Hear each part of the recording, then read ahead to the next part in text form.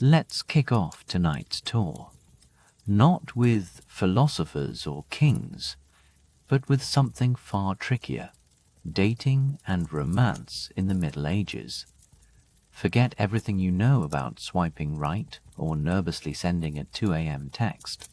Imagine searching for love in a world where the bubonic plague is trending. Dowries are more essential than deodorant, and your parents are the original matchmakers, except their idea of a hot prospect is someone who owns a robust goat. Now, before we get too deep into medieval awkwardness, do me a favor. If you're enjoying this stroll through history, hit that like button, subscribe for more, and drop a comment telling me where you're watching from, and whether it's a civilized hour or the witching one. It's always a delight to see folks tuning in from every corner of the modern world, especially as we slip back into one that's anything but modern. Dim your lights, switch on a fan for that medieval wind effect, and come along as we step into a time where courtship was less about personal chemistry and more about livestock appraisals. Picture yourself standing in a small medieval village just before dusk, or maybe you're huddled in a chilly stone corridor of a minor castle. You're hoping to find love, or at least not to end up married to your neighbor's cousin, twice removed, simply because your families share a fence and a mutual respect for sturdy cows. You might be tempted to strike up a conversation, offer a compliment on someone's woolen hose, or ask if they frequent this particular well. But let's be real, that's not how medieval romance gets rolling. If you're living in this era, the modern idea of dating, those casual meet-cutes and spontaneous walks under the stars, was about as likely as a peasant being knighted for his interpretive dance skills.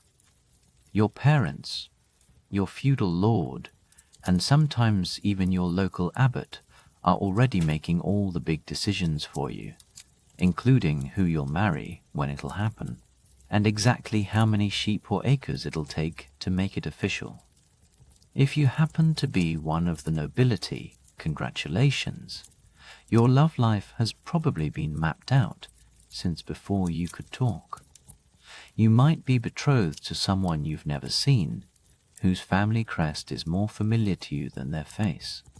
You could be meeting your future spouse for the very first time on your wedding day, surrounded by anxious relatives and a priest who's mostly interested in whether everyone's paid their tithe. It's about as romantic as a business merger, except with more banners and fewer lawyers. The point isn't finding your soulmate, it's securing land, titles, and alliances. The only compatibility test you get is whether your family's assets line up neatly with theirs, and no one cares how you feel about lute solos or poetry. Now, if you're a peasant, don't feel left out. Things are only marginally less formal for you.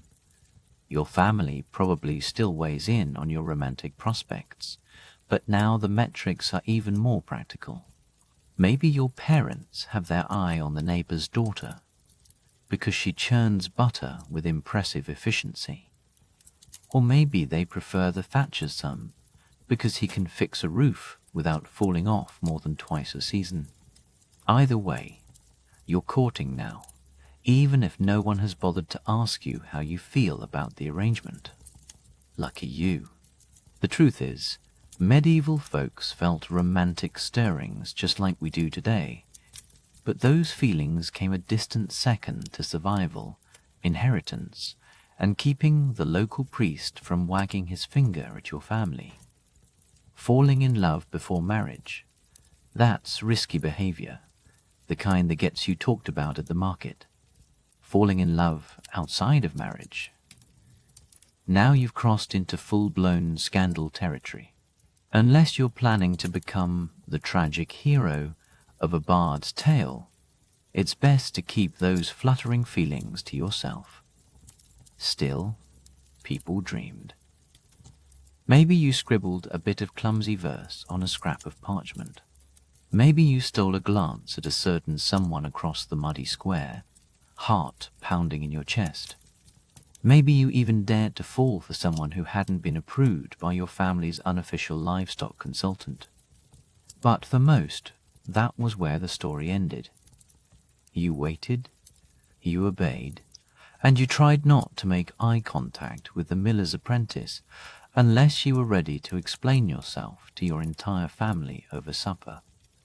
In this world, love might be the realm of poets and musicians, but marriage is the business of parents, priests, and anyone with a ledger. So, let's say you actually find someone attractive. Maybe it's the way she balances a basket of onions with regal poise, or maybe it's the confidence he shows while beating the mud out of a rug. Your medieval heart skips a beat. But before you do anything reckless, remember, romance here does not bloom without a balance sheet. Before you even approach the notion of courtship, you have to ask yourself what you actually bring to the table. And if your answer is a winning smile or a decent sense of humor, you might want to sit down and start whittling spoons instead. As a young man, you need to prove your worth with land, livestock, a set of tools, or at the very least, a roof that only leaks a little during thunderstorms. Love letters are all well and good, but nothing says husband material like 2 healthy oxen and a property line that doesn't start arguments. If your father has already promised the family's top goat to your older brother, maybe start thinking about a career in the monastic life. For young women, the situation is no less practical. Your family needs to assemble a dowry, which could mean coins, hand-sewn linens, or a suspiciously large flock of geese. It doesn't matter how clever or charming you are. If the dowry comes up short, you may find yourself spending a lifetime perfecting your embroidery skills in solitude. Now, let's imagine you do actually like someone, a rare but not impossible feat. You lock eyes at the village, well, sparks fly, and for a brief moment, you're the protagonist of your own love ballad. But unless your families are perfectly matched in both status and livestock, your romance has roughly the same odds as sprouting wings and flying out of the feudal system. For nobles, it's even worse. Your hand in marriage is less about you and more about the size of your family holdings. You're not just a person anymore. You're a walking, talking treaty. Even peasants aren't immune to these rules. Marriage is a practical affair. You don't marry for butterflies or moonlit strolls.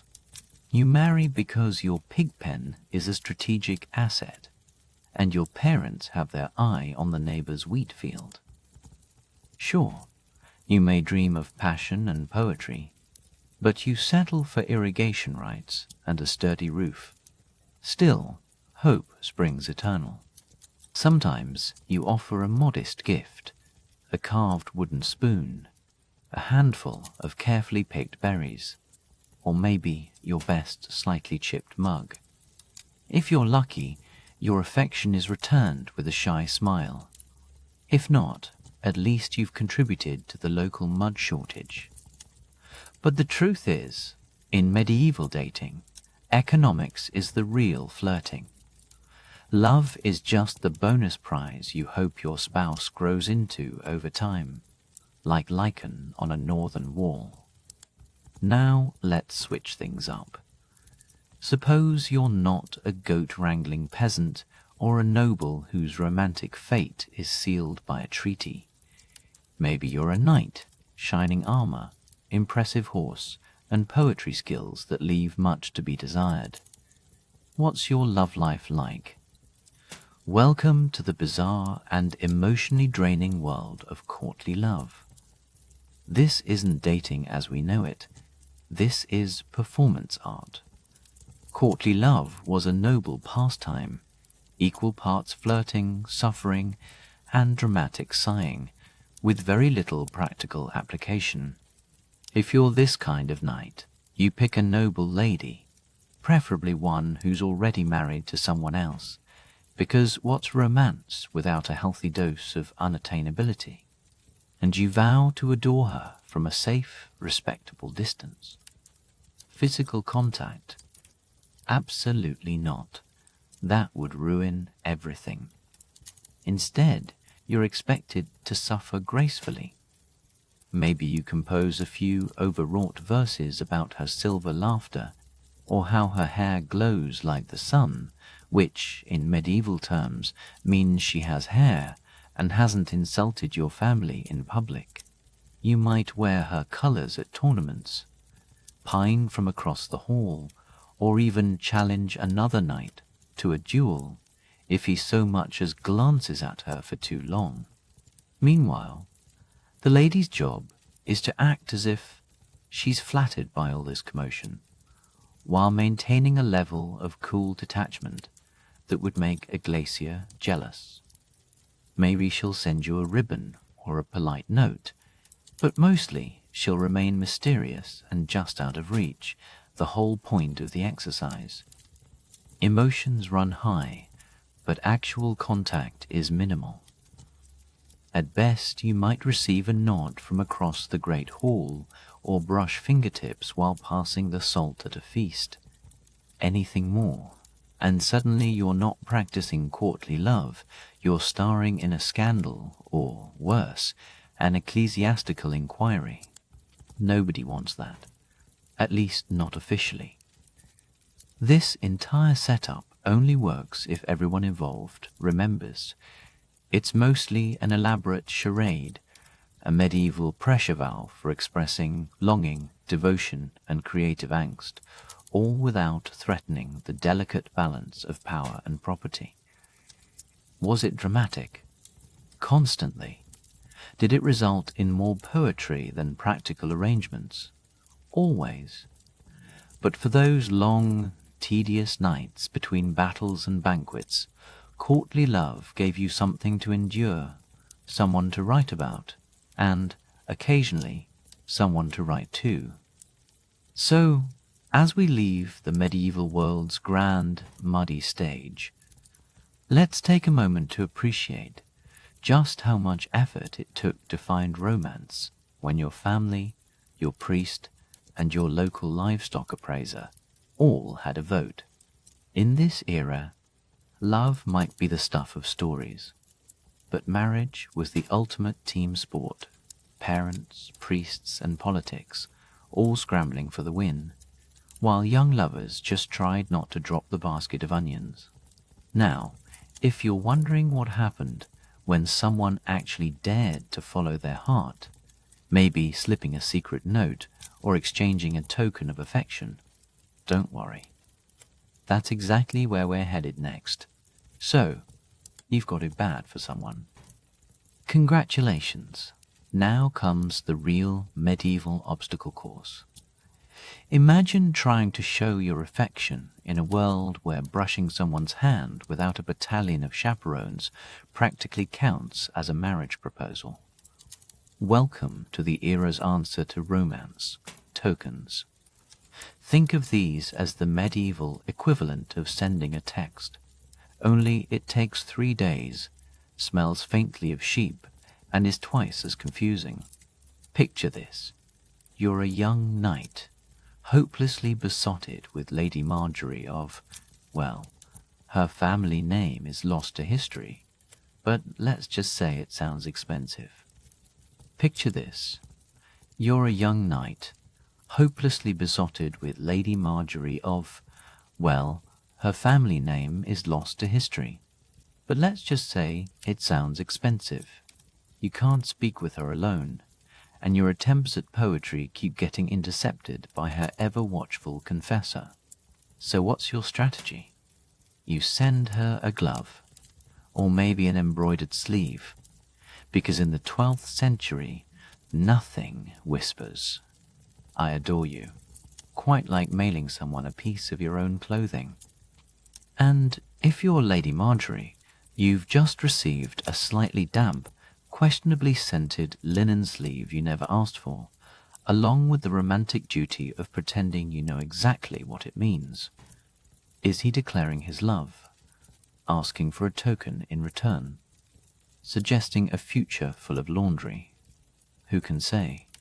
The entire system is basically interpretive dance, but with more fabric and fewer instructions.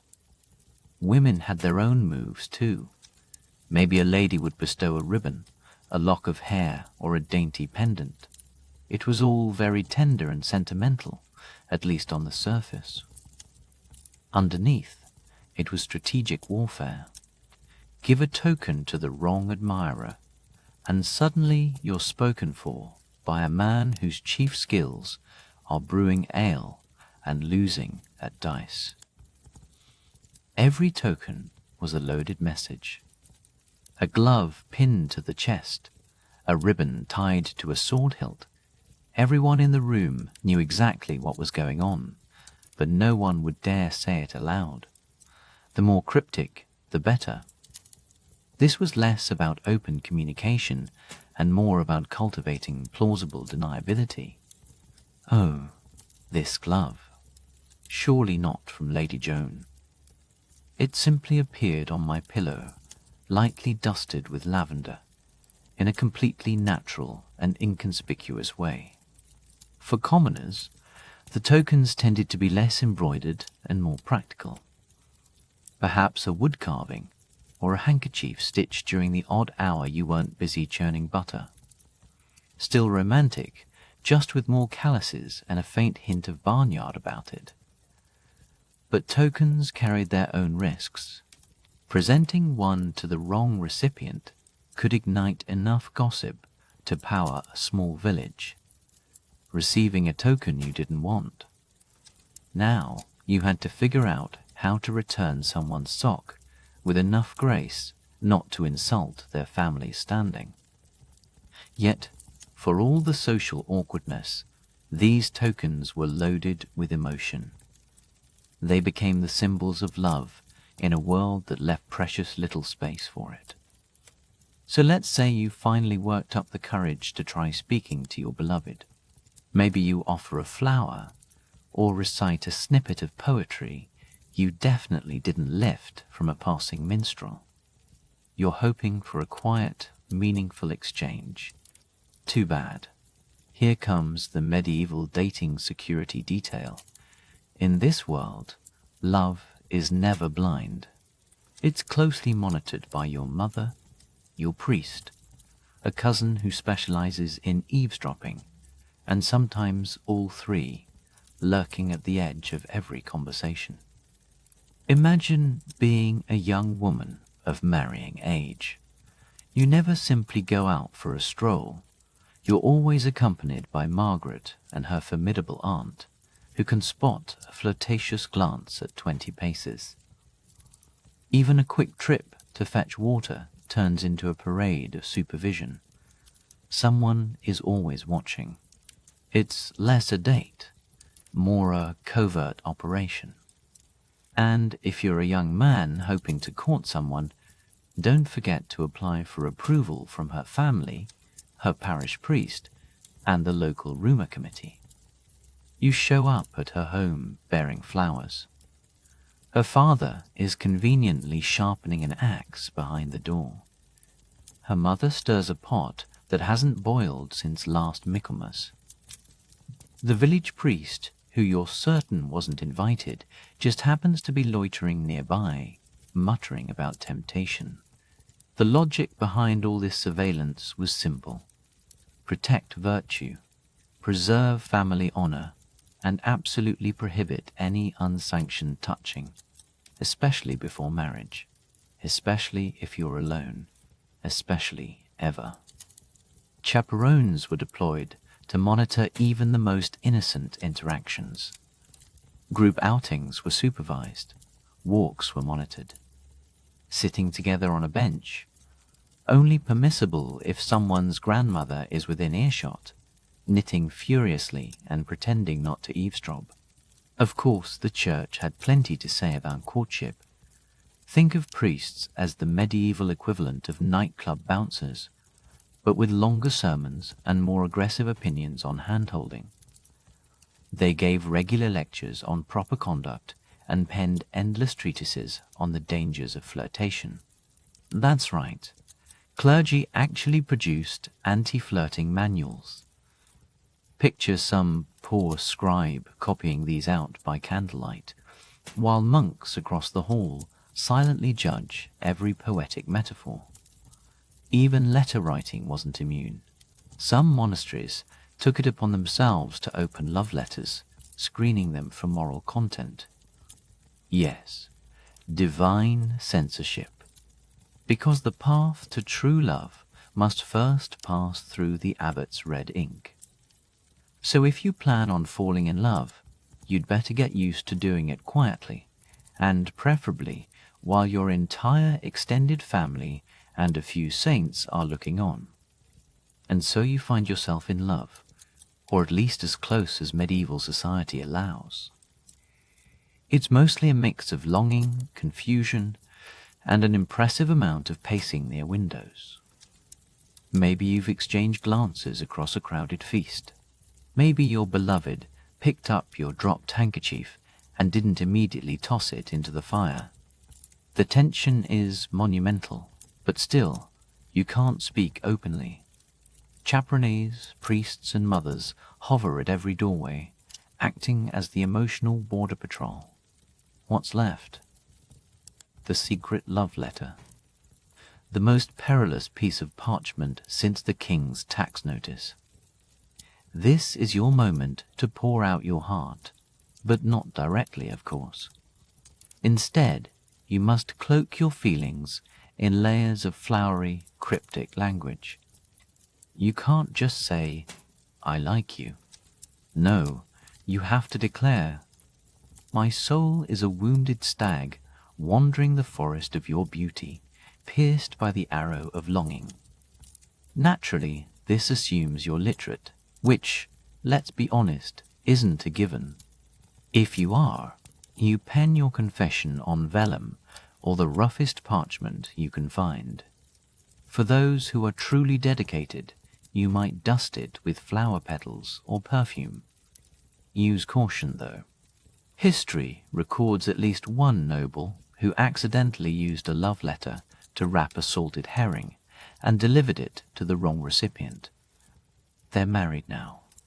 It all worked out. The next hurdle is delivery. You can't simply hand over your letter. You need an accomplice, a trusted servant, a bribed monk, or a younger sibling who has no idea what's going on, but is easily paid in sweetmeats. Sometimes, even a travelling minstrel would serve, singing your ode in the market square while pretending it was completely anonymous. Subtlety was the name of the game, but the poetry could be risky, very risky. The line between romance and heresy was thinner than a Lenten soup. If your metaphors drifted anywhere near the suggestive, you might find yourself confessing both literary ambition and forbidden desire before a very unimpressed priest. Still, against all rules and odds, love letters were written. Some survived, tucked into prayer books or sewn into hymns, passed between hands like contraband.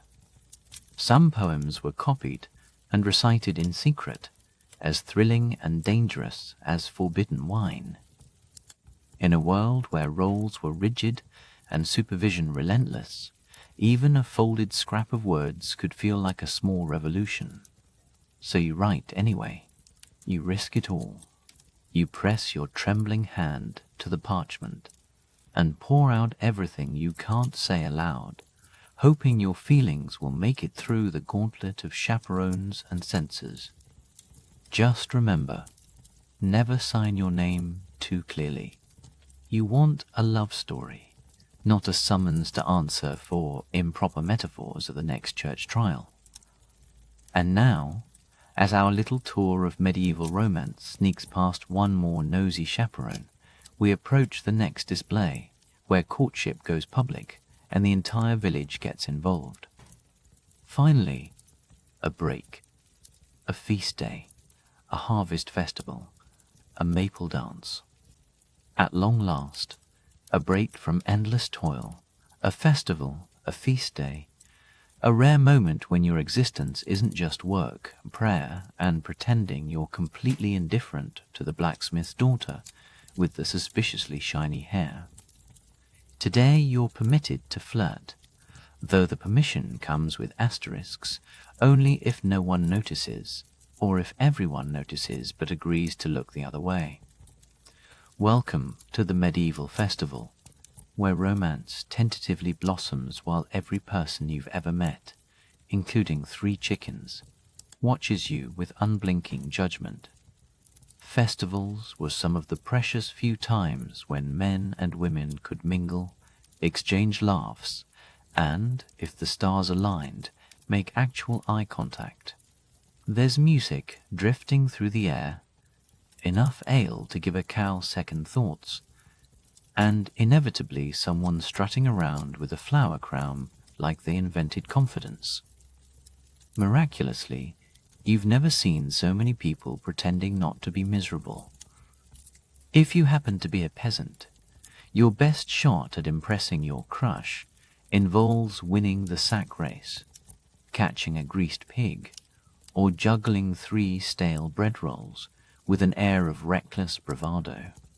Nothing says marriage material, quite like tumbling off a hay bale, yet somehow managing to bow at the end.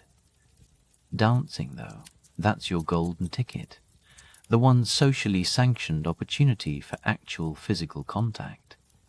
The rules are strict, but a perfectly timed spin or an almost accidental brush of the hand can transmit more than 1,000 verses of poetry ever could.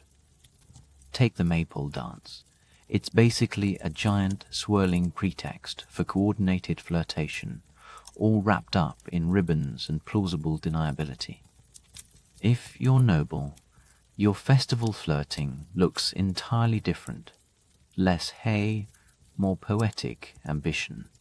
You might compose a sonnet on the spot, comparing your beloved's eyes to twin lanterns or other things that shine, and offer a token of affection, hopefully not something clearly stolen from your servant's pocket 5 minutes earlier. Food, as always, helps. Present your beloved with a meat pie or share a honey cake. If they accept it with a smile, you're winning.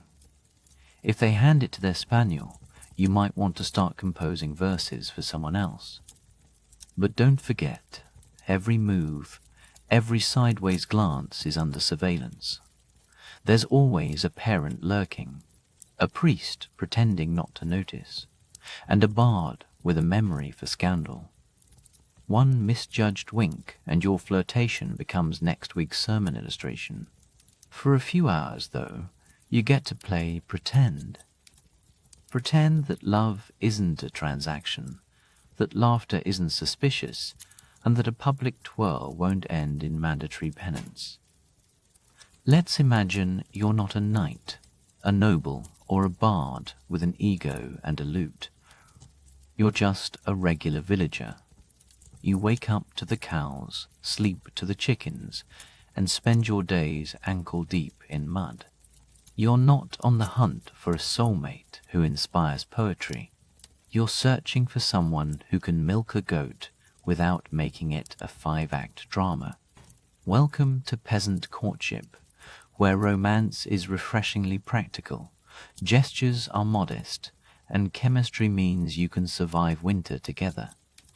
In your world, dating is less about whispered secrets and more about shared chores. You notice someone because they work hard, rarely complain, and possess most of their teeth. That's the entire checklist. No sparks needed, just realism. You don't want fireworks. You want someone who can gut a fish and, ideally, doesn't snore like a herd of oxen. So how do you show you care? You offer gifts, nothing grand, just useful. A basket of eggs, a bundle of firewood, or a turnip with fewer bite marks than usual. If you're feeling especially daring, maybe a woven ribbon or a carved spoon. Nothing says, "I'm serious about us," like a spoon you whittled by candlelight, while your pig watched and silently judged your technique. Most of your conversations happen during chores. Maybe you walk to the mill together, chat while tending sheep, or exchange pleasantries as you shovel something that could politely be called fertilizer. No one's reciting love poetry. You're talking about the weather, crop yields, and whether old Thomas fell into the well yet again. And still, there's a rough sweetness in the routine. A shared life built not on idealism but on mutual effort. You know each other's strengths, weaknesses, and how fast the other can sprint when a goat makes a break for freedom. Proposals arrive swiftly if you both agree, and the families are on board. Marriage follows. Maybe you move into a shared hut. Maybe you build one from scratch with help from neighbors. You bring your best blanket, your partner brings a goat. Together, you embark on the improbable adventure of not starving to death. It might not be glamorous, but it's honest. Congratulations, you found someone who can cook, clean, tolerate your relatives, and doesn't flinch at your feet. True love, medieval edition. Now comes marriage, which in these parts means entering a contract, not a starry-eyed exchange of vows beneath the moon, but a legally binding transaction, negotiated with the passion and romance of a livestock auction. For peasants, this is still a milestone. You gather witnesses, consult the priest, and try not to trip over the Latin during the ceremony. Sweet-sounding blessings hide a very serious checklist: dowry, land rights, livestock allocations, and what to do if someone inconveniently dies during planting season. Romance, medieval style. If you're upper class, prepare yourself. Your marriage is a full-blown legal negotiation, with parents, priests, scribes, and perhaps a cousin who once read a law book all weighing in. The bride and groom stand politely nearby, decorative and silent, nodding at the appropriate moments. You may not have even met your intended, but your family did the math. Your estate needs her fields, her dowry erases your debts, and your coats of arms look symmetrical on the family shield. Love is optional, the merger is not. And once you're married, it's for life. Divorce is almost unheard of, unless you can prove that someone forgot to get baptized, is actually your cousin, or died and neglected to notify anyone. Annulments do exist, but they require paperwork, luck, and a discreet sack of coins to the right official. Still, not everything is bleak. Some couples genuinely grow fond of each other, shared chores, children, and surviving 3 winters have a way of fostering, if not passion, then at least a kind of affectionate tolerance. In medieval terms, that's as close to a happily ever after as you're likely to get. The church, of course, is involved in every stage.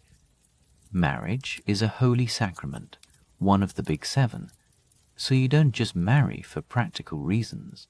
You marry because God, and preferably 2 witnesses, need to see it happen. So you stand, exchange vows that echo through the drafty church, and smile as someone hands you a sack of onions and calls it a blessing. And that, for a few brief hours is as close as you'll get to romance in the Middle Ages. But what if you're not content with just pretending, or tolerating, or playing by the rules? What happens when the festival lights fade and the reality of power, love, and rebellion comes crashing back in? Let's say you've had enough. Enough contracts, enough haggling, enough being treated like a walking, talking investment opportunity wrapped in fine linen. You're a noble, with all the trimmings, heraldic banners, inherited grudges, and family portraits glaring disapprovingly from damp stone walls. And yet, for once, you want to marry not for property, not for politics, not for your father's labyrinthine schemes, but for something as scandalous as love. Well, congratulations. You're about to start a fire that'll send smoke curling through every corridor of your family's reputation. In the world of medieval nobility, eloping for love was the social equivalent of dynamiting your own family tree and then roasting marshmallows over the embers. Choosing your own spouse wasn't just personal rebellion, it was basically launching a one-person coup. Let's say you're Lady Eleonora.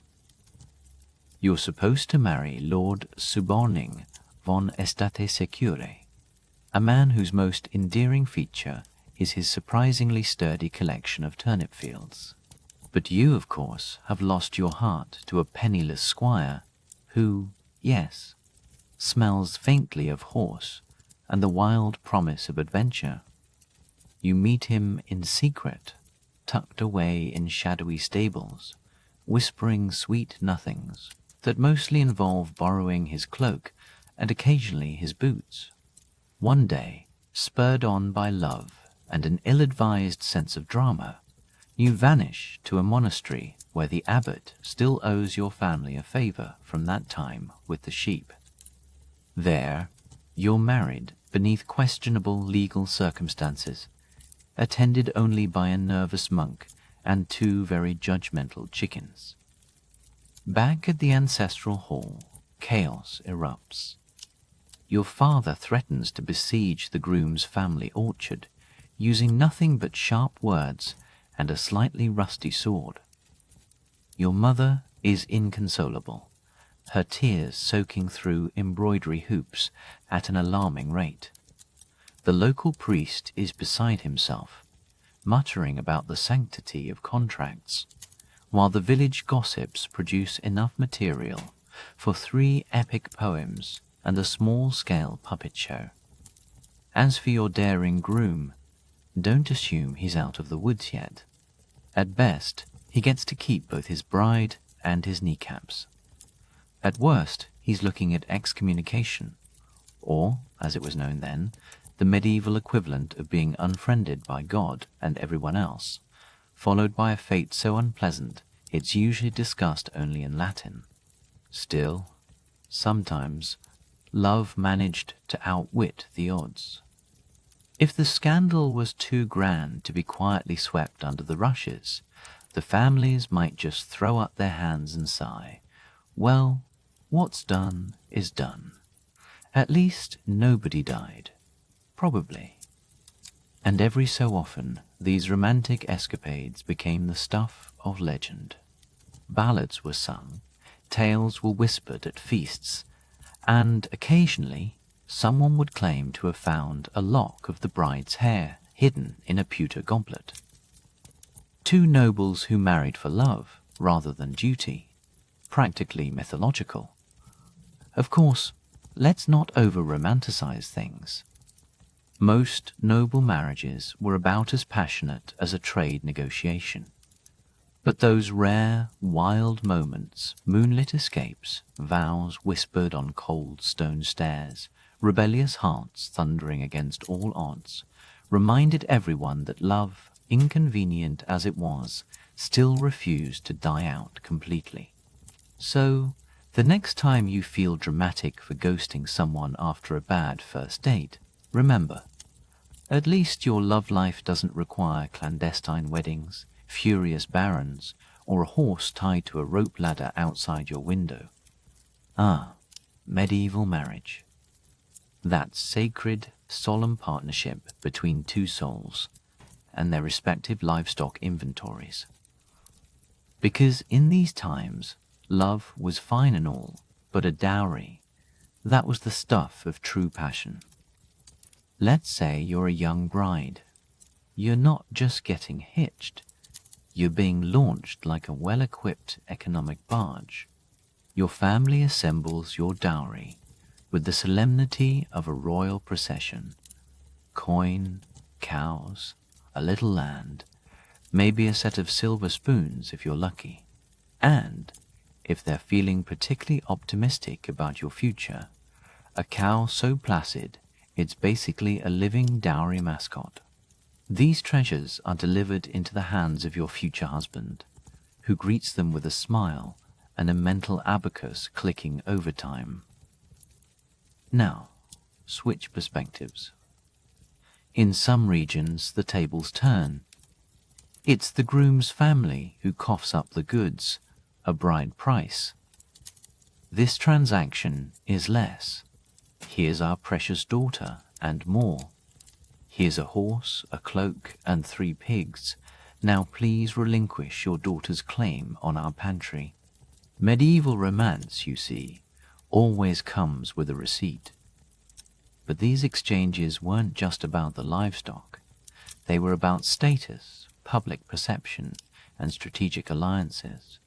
A hefty dowry meant prestige, while a paltry one might suggest your family was trying to move you off the marriage market before anyone asked too many questions about your habit of quoting Aristotle at dinner. And what about your say in all this? Typically, the bride didn't get to keep her dowry. It became part of the household's economic machinery, managed by the husband, protected by law, and, with any luck, not gambled away on a particularly rowdy dice night within the first moon cycle. In theory, if the marriage ended, death, annulment, or your husband's mysterious urge to join a monastery after one too many existential crises, your dowry could be returned. In practice, reclaiming it was about as easy as convincing a mule to recite poetry. You'd need lawyers, witnesses, and ideally someone literate who wasn't already related to the other side. Now, as for the bride price, that was a one-way ticket. No refunds, no exchanges, and definitely no store credit. It compensated the bride's family for the sudden loss of her labor, because, let's face it, someone still has to milk the goats, and now they're short-handed. So, while poets might sing about love, the real negotiations happened at the altar, with money, cows, and linens stacked beside your wedding bouquet. Suppose you skip the marriage circuit altogether. Maybe you're a second son. Your dowry is less than impressive, or you've simply developed a taste for chanting and cold stone. You join a monastery or convent. Congratulations, you now enjoy vows of poverty, chastity, and a general air of romantic unavailability. Or do you? Because, even surrounded by candle smoke, Gregorian chants, and Brother Anselm's suspiciously poetic gaze, forbidden love still sneaks in. Falling in love inside a religious order was, to put it mildly, discouraged. If you were caught, you could count on a punishment menu featuring everything from exile to public penance, and the occasional lecture delivered in Latin at a volume usually reserved for heretics. Monks and nuns were supposed to give their hearts entirely to God, which, in practice, meant giving it to absolutely no one else. Yet, hearts are stubborn creatures. Sometimes, a shared loaf of bread in the refectory, or a whispered joke during Vespers, would spark feelings that no amount of silent prayer could quite stamp out. Before long, you're tucking extra cheese into Sister Beatrice's satchel and writing theological treatises that sound suspiciously like love poems. Many tried to keep things holy. Your soul is like a lamp in the darkness of my contemplation. Sounds pious enough, unless you've read enough poetry to know better. Scandals inevitably followed. Secret meetings in the herb garden. Midnight confessions that would make even St. Augustine blush, and the occasional nun with a belly rounder than a cathedral dome. Punishments were swift and severe. Exile to the dampest abbey in the county, public shaming, or being exiled to a remote monastery, famous only for its sheep and silence. And yet, some lovers managed to escape together, swap habits for wedding rings, and start new lives beyond cloistered walls. Most, however, returned to their monastic duties, red-faced and newly devoted, insisting the whole episode was just a particularly enthusiastic theological debate. Because, in the end, monastic life was about discipline. But people are people, even in robes and sandals. Sometimes, a shared glance across the chapel was more thrilling than the finest courtly tournament or the grandest troubadour's ballad. All right, so you made it through the gauntlet. You're married. There was a priest, a roast pig, and someone spilled mead on your mother's only nice cloak. But now, after a few months or years, you're starting to sense that something isn't quite right. Maybe your spouse snores like a dying lute. Maybe you've discovered their chronic gambling habit. Or maybe you're just realizing that marrying for land and sheep doesn't guarantee moonlit bliss. Welcome to the not-so-secret club of medieval marital disappointment. Now, don't reach for the divorce papers just yet, because they don't exist, at least not in any form you'd recognize. Marriage was a sacred, unbreakable pact, blessed by the church, witnessed by the village, and enforced by the twin spectres of shame and tradition. You could try for an annulment, but you'd better have an ironclad excuse. We don't get along. Won't cut it. You'd need to prove one of you was underage, already married, dangerously related, which, disturbingly, happened more than anyone likes to admit, or, in the best-case scenario, that the marriage was never consummated, which meant someone had to confirm that fact in writing, possibly while staring at their own shoes. Good luck. If you're a noble, things get even stickier. Your marriage isn't just about you. It's about alliances, land, and the family's broader ambitions. Trying to wriggle free could start a feud, spark a scandal, or plunge your relatives into a minor war. The safest option? Attend separate feasts, sleep in different beds, and cultivate the fine art of sighing dramatically at dinner. So, what did unhappy couples actually do? Mostly, they endured. You might pour your feelings into embroidery, a particularly pointed psalm, or the occasional long walk. Passive aggression quickly became the default love language. Of course, affairs happened, sometimes quietly, sometimes with the subtlety of a parade. Nobles found secret lovers, peasants relied on helpful neighbors. The church thundered against it, but that did little more than inspire creativity. Barns, hedgerows, and God's mysterious will all became handy excuses. For women, getting out of a bad marriage was nearly impossible. Even when a husband was violent or vanished mysteriously into the night, society expected wives to remain loyal, silent, and respectably pious, surviving on bread crusts and the cold comfort of disapproval. Yet some couples managed to carve out a life together. Marriages weren't always happy, but they could become partnerships forged by shared hardship, mutual habit, and the unique bond of hauling firewood in the rain. And this brings us to the next chapter, because, as you'll soon see, the end of a marriage was rarely the end of the story. Picture this. Your spouse has just shuffled off this mortal coil. Perhaps it was the plague. Maybe it was an unfortunate incident involving a runaway ox and a moonless night. Or possibly, just to add insult to injury, they tripped over a suspiciously vengeful goose.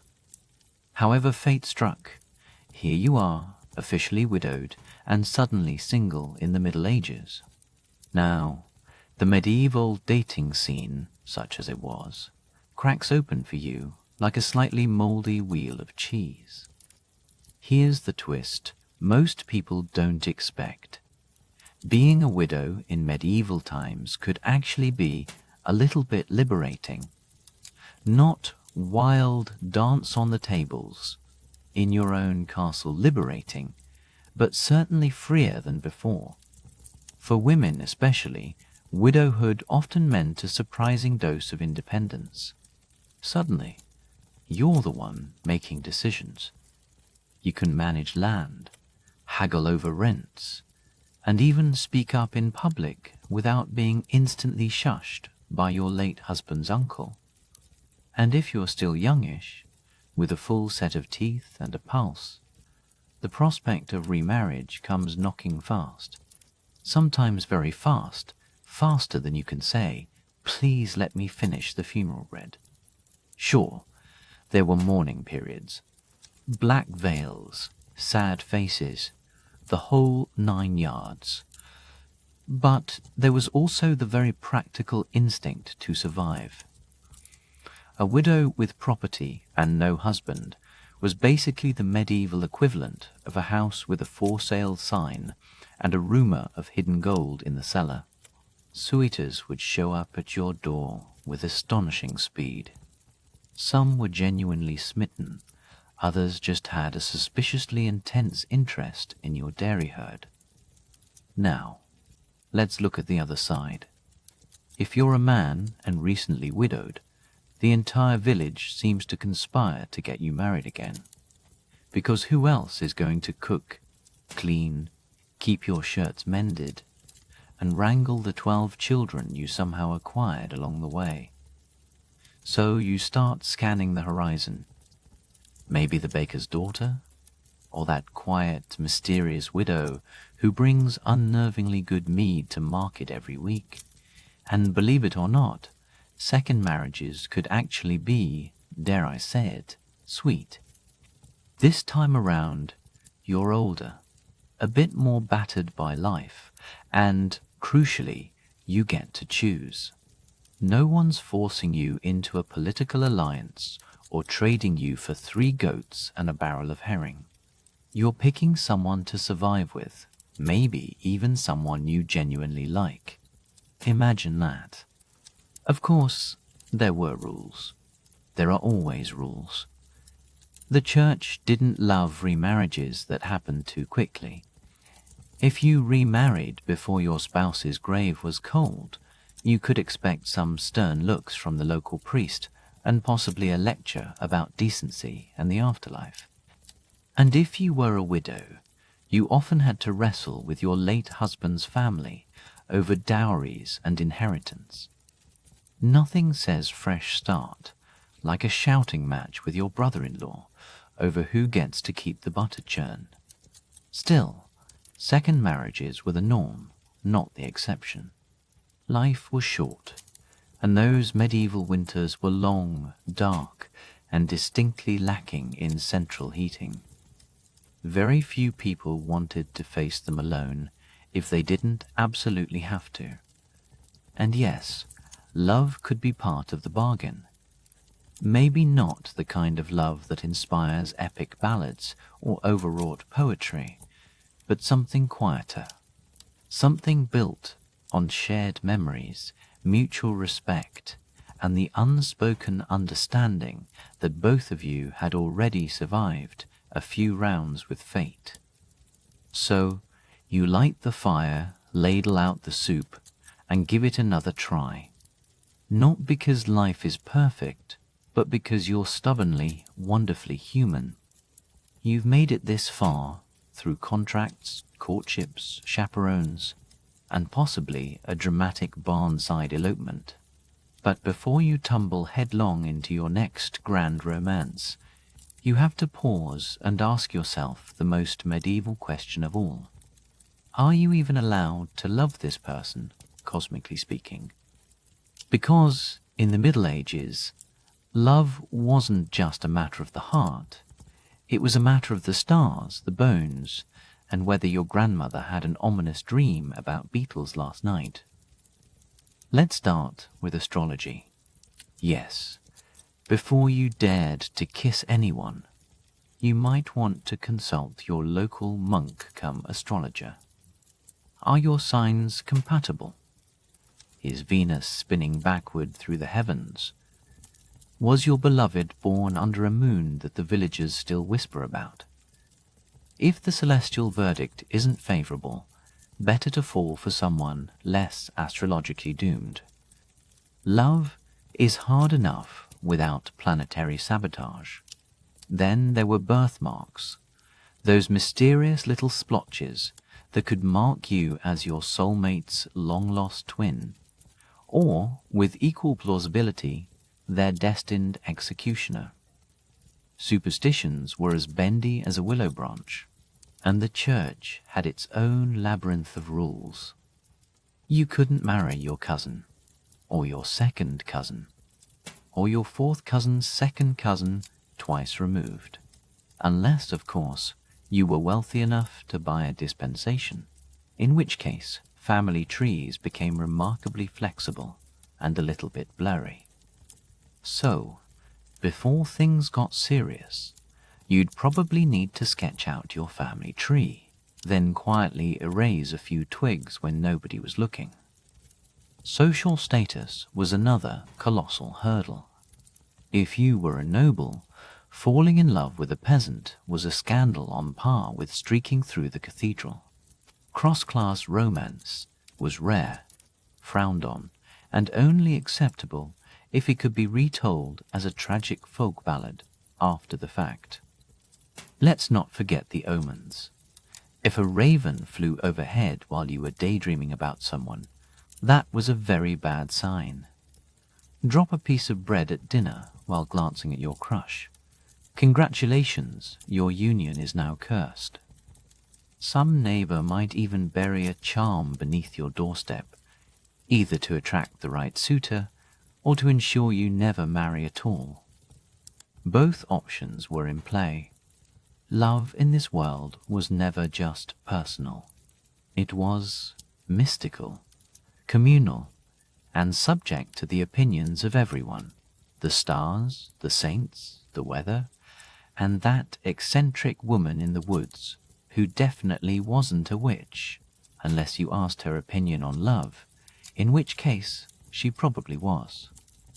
And yet, despite all the rules, omens, and whispered warnings, people in the Middle Ages still fell for each other, awkwardly, boldly, and very often against all advice, because whether you're living in a drafty stone cottage or swiping left in the 21st century, the heart remains gloriously, stubbornly unruly.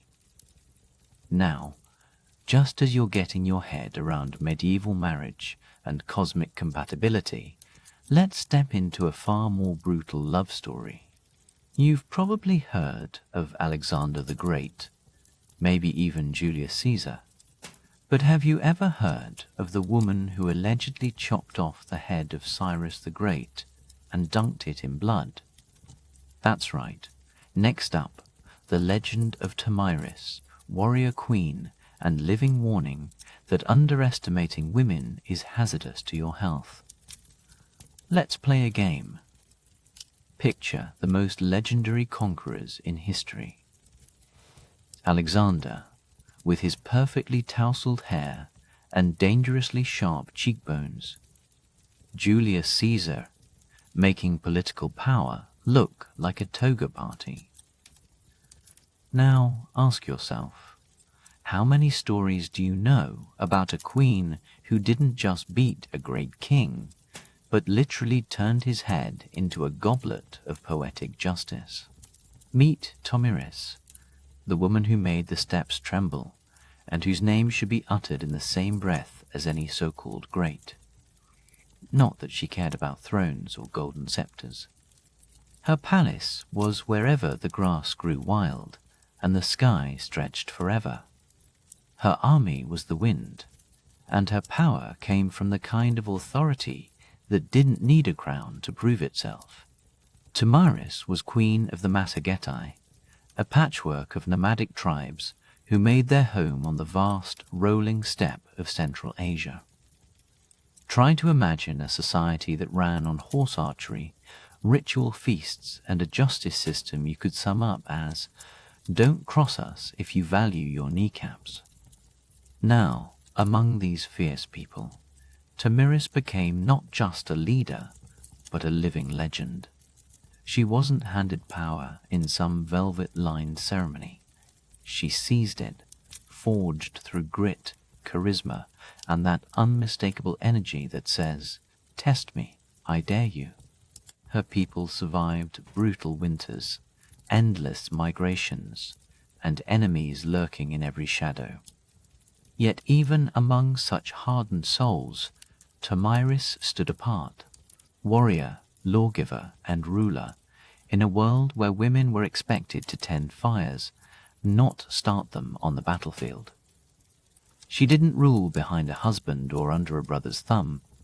She was, for lack of a better phrase, the storm itself. Of course, most of what we know comes from Herodotus, whose idea of historical accuracy was tell a good story and let the details sort themselves out. But even if only a sliver of his account is true, Tomiris wasn't merely a queen, she was a force of nature. At the center of her legend stands a single, pivotal moment. The world's latest superpower was rising, the Achaemenid Persian Empire, led by Cyrus the Great. This was the man who toppled Lydia, strode into Babylon as if he owned it, and still gets glowing reviews from ancient historians. Now his gaze turned to the east. The Massagetæ were next on his list. Cyrus, as you might expect, wasn't used to being told no. Before any swords were drawn or horses saddled, he tried something subtler, a marriage proposal. The sort of diplomatic overture that, in theory, sounds romantic, but in practice is just imperialism with a bouquet. To Tomiris, it was transparent. Marrying Cyrus would mean turning her free people into just another province of his swelling empire, and herself into the world's most gilded hostage. She refused firmly and without ceremony. Cyrus, bruised ego and all, didn't take kindly to rejection. If he couldn't charm Tomiris into submission, he'd simply take what he wanted by force. He crossed the Araxes River, staking his claim in Massagetæ territory, and set up camp. But Tomiris wasn't the type to be caught sleeping while her enemies pitched tents on her doorstep. She gathered her chiefs, called her warriors, and began preparing for the storm she knew was coming. Now, here's where things get clever. Cyrus, with the help of his canny general Harpagus, decided to lay a trap. He left part of his army behind in a lavish camp, loaded to the brim with wine, food, and luxuries that were almost irresistible to people used to eating whatever they could hunt. Tomiris' son, Spargapeses, led a detachment to investigate this suspiciously generous buffet. They raided the camp, made off with the supplies, and, unaccustomed to the strength of Persian wine, drank themselves into a stupor. Cyrus's troops returned at just the right moment. The Massagetæ, disoriented and defenseless, were overwhelmed. Spargapises was taken alive. The news hit Tomyris like a winter gale. This wasn't just a tactical setback, it was personal. Her son, her heir, was now a prisoner. She sent a message to Cyrus, every word dripping with fury and warning. "Return my son and leave, or I swear by the sun, the god of the Massagetæ, I will give you all the blood you crave." Cyrus, as conquerors often do, ignored the warning. In captivity, Spargapises, overwhelmed by shame and despair, took his own life. That was the breaking point. Grief alone can shatter a person, but grief fused with rage ignites something unstoppable. Tomyris did not retreat to her tent or mourn in silence. She mounted her horse, sharpened her blade, and rallied her people with a promise for vengeance so fierce it would be remembered for centuries. She would not rest until Cyrus was defeated, until his empire knew the cost of taking her son. Picture the Massagetæ, summoned by their queen. Hundreds of warriors astride sturdy horses, their armor pieced together from leather and bone, faces streaked with war paint, eyes burning with the kind of resolve that makes legends. They didn't move in the orderly ranks of the Persians. They rode with the wild, unpredictable momentum of a thunderstorm. This time, Tomyris would set the trap.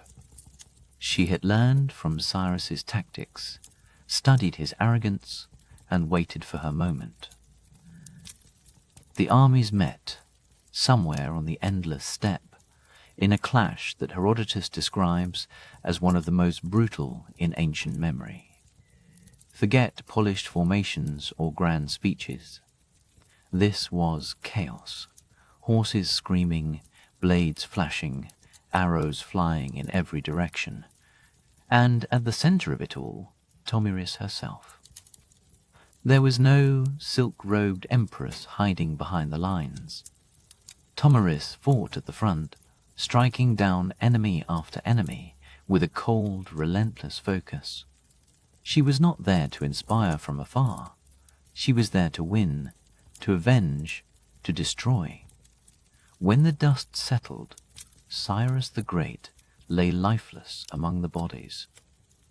The conqueror's conqueror, undone by the fury of a grieving mother.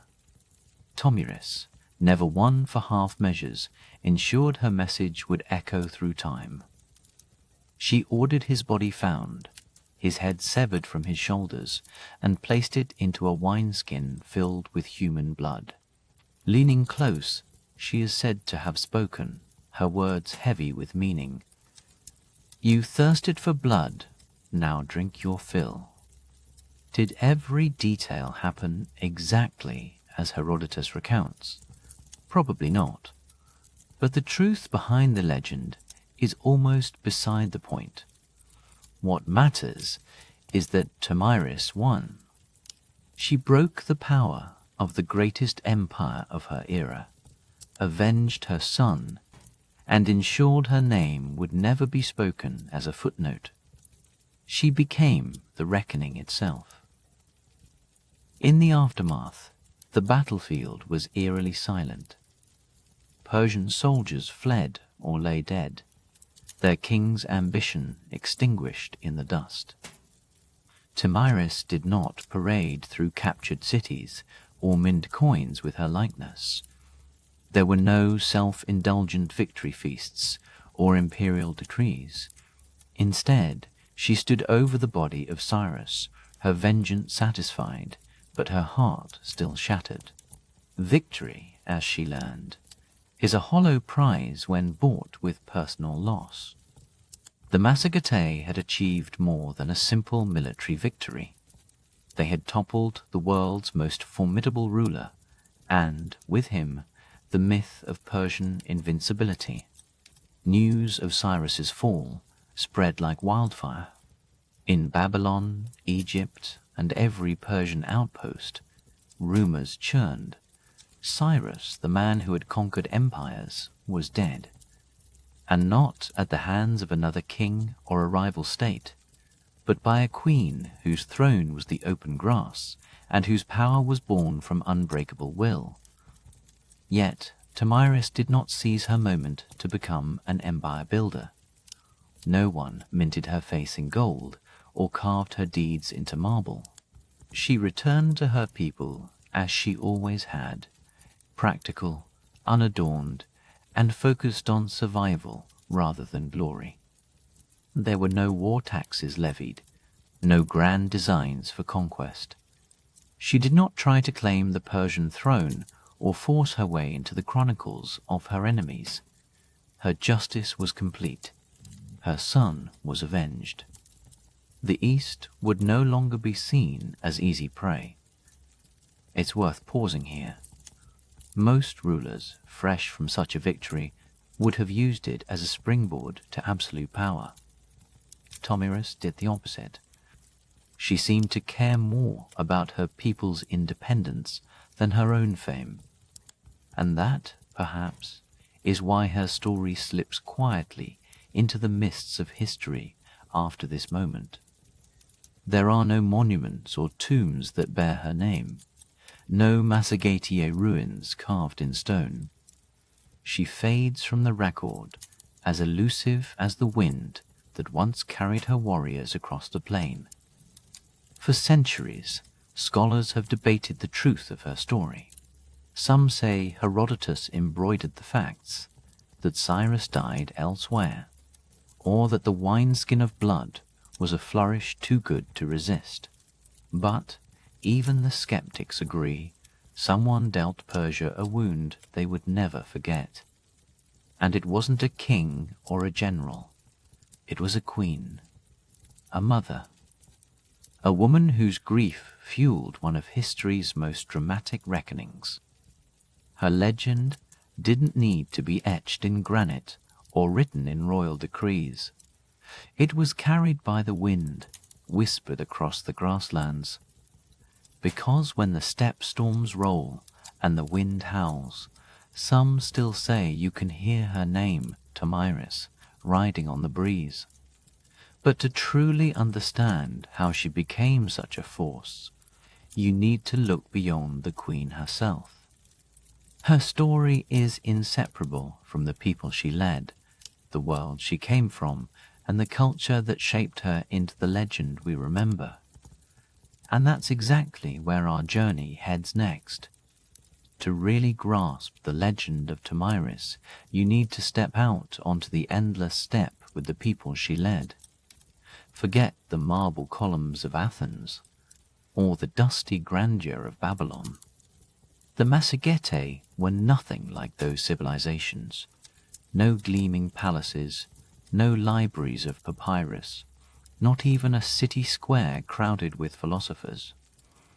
Their world was a roaring, wind-swept ocean of grass, where the only skyline was the horizon, and the only law was survival.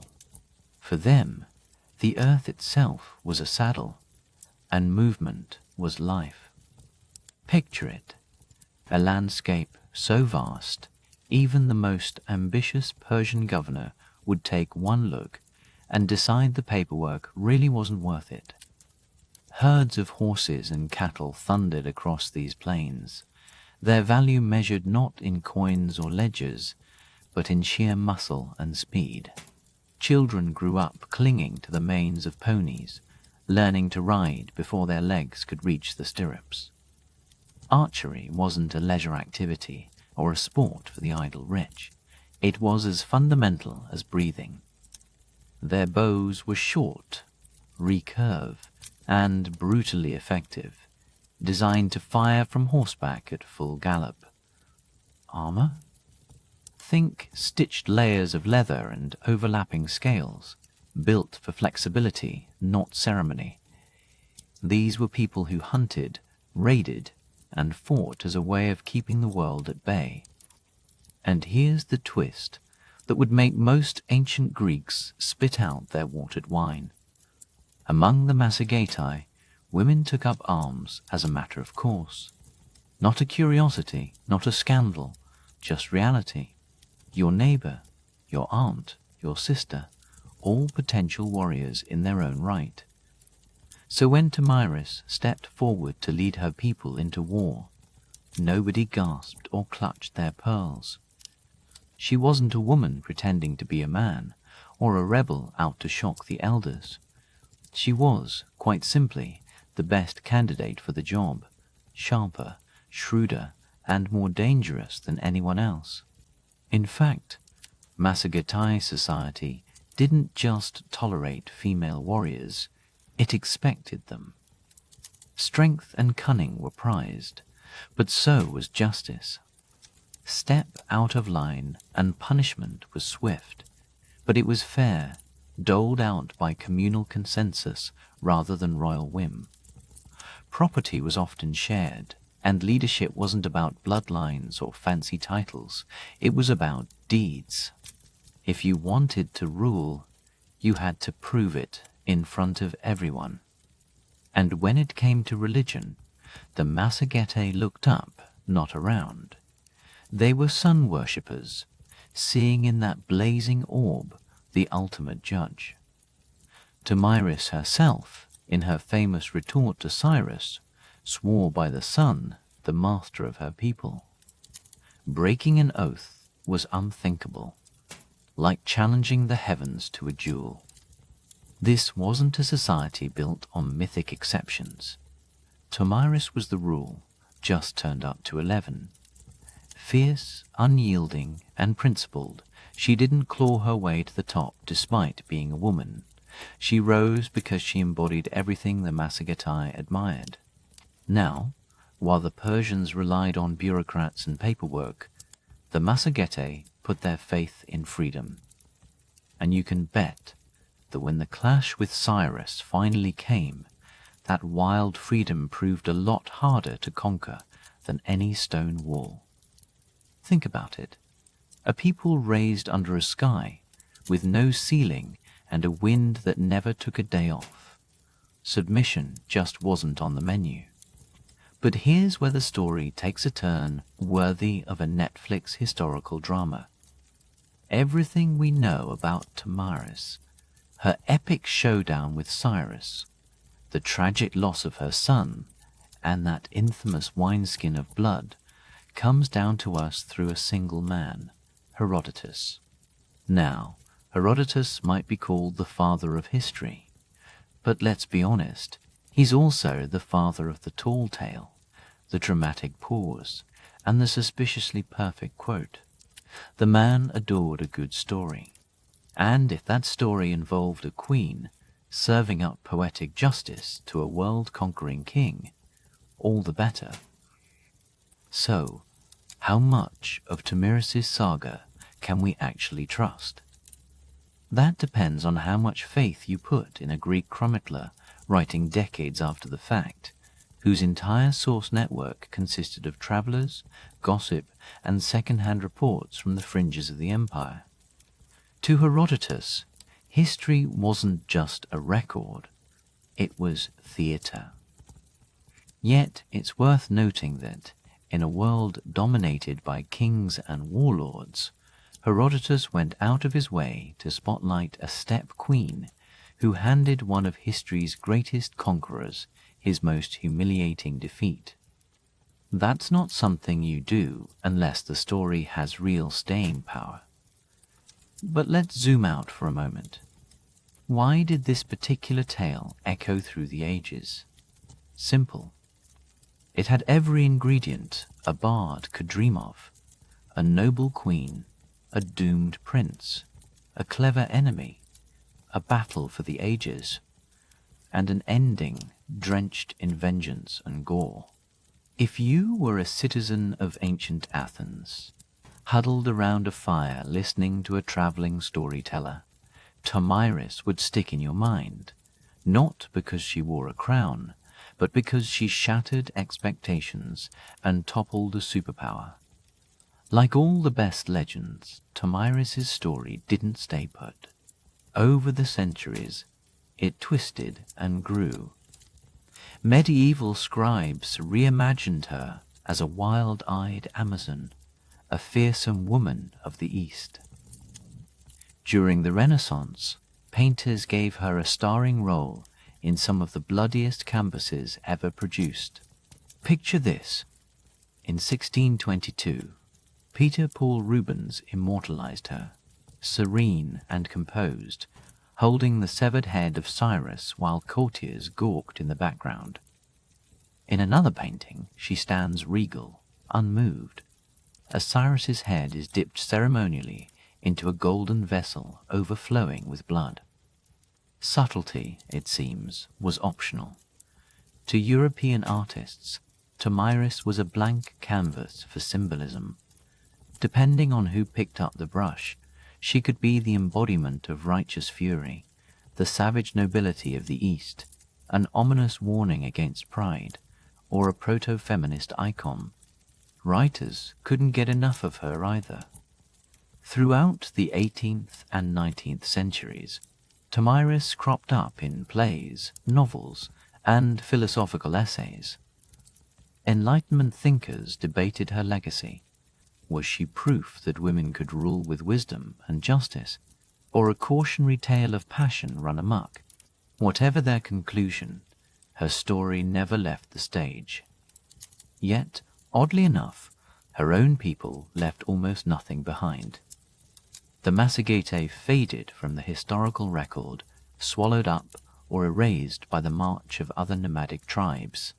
No carved monuments, no burial mounds with golden plaques reading, "Tomyris slept here."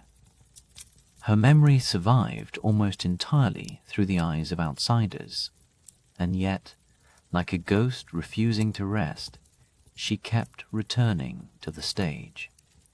In Soviet-era Central Asia, Tomyris was resurrected as a symbol of resistance, an icon to rally against imperial oppressors. Statues sprang up in Kazakhstan and Turkmenistan, casting her in bronze as a guardian of national pride. Modern historians have reappraised her, not as a barbarian queen with a bloodthirsty streak, but as a legitimate ruler who negotiated from a position of power, led armies, and shaped the destiny of her people. She's appeared everywhere, from scholarly journals on gender and leadership to video games where she takes her place among history's greatest strategists. Now that's what you call range. And here's the truly bizarre part. We have no idea what Tomyris actually looked like. No coins stamped with her likeness, no busts carved in her image, not even a faded mural. But we know exactly what she stood for: strength, vengeance, independence, and a legacy that refuses to lie down. In a world that tends to forget the queens who play nice, Tomyris is remembered precisely because she didn't. She didn't wait for history to assign her a role. She marched in, upended the script, and posed for the bloodiest portrait anyone could paint. So the next time you see a dramatic painting of a woman holding a severed head, or find yourself picking a leader in a strategy game, remember, Tomyris' story has outlived empires, outlasted dynasties, and survived every retelling. Whether she was a historical queen or a mythic avenger, her legend keeps haunting us, reminding us that sometimes the wildest stories are the ones that stick. And speaking of wild stories, Tomyris was far from the first woman to lead warriors into battle. She certainly wasn't the last. In fact, the legacy of female warrior leaders and the profound influence of ancient nomadic cultures, especially the Scythians, is a whole other exhibit worth exploring. Let's step over to that next display. Step a little closer and you'll see it. Our next exhibit isn't a marble bust or a gilded crown, but a battered sword lying beneath a heap of earth, watched over by a silence that's lasted centuries. But if you flip through most of history's greatest hits, you'd think a woman with a sword was as rare as a unicorn in armor. The stories we're told tend to treat women like Tomiris as one-off miracles, strange blips in an otherwise unbroken parade of bearded warlords. The reality? Tomiris was just one torchbearer in a long, blazing procession of female leaders who ruled with grit, steel, and the occasional glare that could wilt a seasoned general. Let's rewind, shall we? Before Tomiris stormed onto the scene, there was Shemuramat, an Assyrian queen whose name you may know better as Semiramis.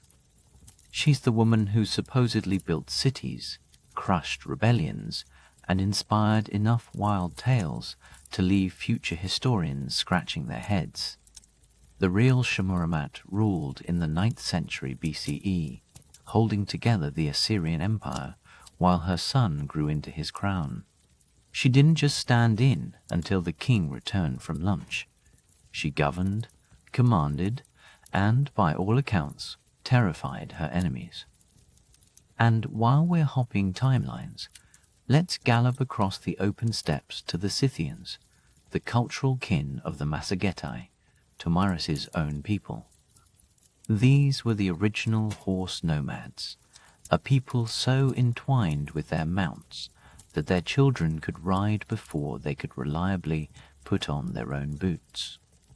Archaeologists have uncovered burial mounds, kurgans, where women lie alongside bows, axes, and arrowheads, their bones marked by wounds only battle can give. These weren't ceremonial props. These women fought and fell, and sometimes, if the stories are true, led their warbands into the storm. Fast forward a few centuries, and you'll meet Boudica, the Celtic queen whose fury nearly toppled Roman rule in Britain. If you're picturing her as a distant cousin of Tomiris, you're not far off. Both women were driven by loss. Boudica's daughters were brutalized, her land seized, and both responded by torching everything their enemies held dear. Roman settlements went up in flames, and for a terrifying moment, the world's most powerful empire realized it had underestimated a mother's wrath. There's a certain echo here. Grief, vengeance, and a ruling class, too, blinded by arrogance, to see that history was about to slap them with a bloody reminder. Then there's Zenobia, queen of Palmyra, riding out from the Syrian desert in the 3rd century CE. She wasn't content to simply defend her city against Rome. No, Zenobia minted her own coins, declared independence, and forced the Roman emperor to march east. She built her own mini-empire on the bones of older ones, and her contemporaries were forced to admit, grudgingly, that sometimes a woman could outmaneuver the best of them. So what links all these women? Not just power, though they had plenty. It's audacity. Each of these leaders, from Tomiris to Zenobia, wielded authority in a world that pretended only men could wield swords, make laws, or stare down an army. They weren't placeholders or caretakers. They were strategists, generals, and monarchs in their own right. And while male rulers got their names carved into stone and sung by poets, these women were usually described as unnatural, dangerous, or even monstrous. Why? Simple. Because they won. They embarrassed men who thought the world was theirs by default. Tomiris, then, isn't some weird outlier. She's part of a centuries-long, globe-spanning pattern. Women who rise in times of chaos, when kings falter and empires overreach, and who make history bleed. Her story, kept alive by Greek writers and the fever dreams of later generations, is proof that female leadership was never as rare as the official chronicles would have you believe. It's just that most of those stories never made it past the editors. So, next time you imagine ancient warfare, don't just conjure up rows of helmeted men barking orders over the clash of shields. Picture a queen on horseback, hair wild in the wind, bow drawn and eyes blazing with a fury that makes generals hesitate. Tomyris wasn't alone. She was simply one of the few they couldn't erase, no matter how hard they tried. Unlike the kings who built palaces and left their mark in stone, Tomyris didn't construct monuments or dynastic halls. She didn't leave behind golden inscriptions or a tomb that 1,000 years of archaeologists could puzzle over. No marble statue bears her likeness in the echoing halls of a modern museum. Yet, somehow, her story endures. Her entire legend rests on a handful of paragraphs, maybe a little biased, maybe more fiction than fact, written by Herodotus and scattered through the centuries. But those paragraphs planted something stubborn in the world's imagination. The idea that power might not always wear a beard or a crown. Across 2,000 years, her name keeps resurfacing, showing up whenever the world needs a reminder that strength isn't always inherited or sanctioned.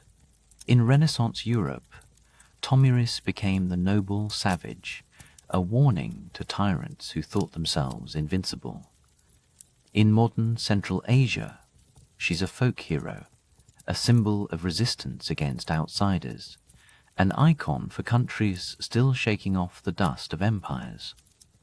Statues of her have risen from the plazas of Kazakhstan. Children learn her name in school. Politicians like to quote her when they need to evoke independence or grit. She's become as much a symbol as a woman, stretched and reshaped by every era that rediscovers her. But underneath all the myth-making and political posturing, there's something heartbreakingly real about her legacy. Hers is the story of a mother who lost a son, a leader who had to choose between surrender and survival, and a person who, when cornered by the most powerful army on earth, chose to fight, and won. In a world that so often scrubs the names of warrior women from the record, Tomyris remains like a buried blade, always ready to be unearthed by the next generation, hungry for tales of untamed defiance. She teaches us that history isn't just a parade of kings and conquests. It's also mothers and queens, heartbreak and vengeance, dirt and blood. It's those silent moments after battle, when a woman stands alone in a field of bodies, knowing she's changed the course of the world, but will never be fully believed. Maybe that's her legacy, the refusal to be erased. No statues, no problem. Her name still rides on the wind of the open steppe. Her legend still makes emperors look mortal. And her story still whispers that warning, "Come for me, and you'll drink your fill of blood."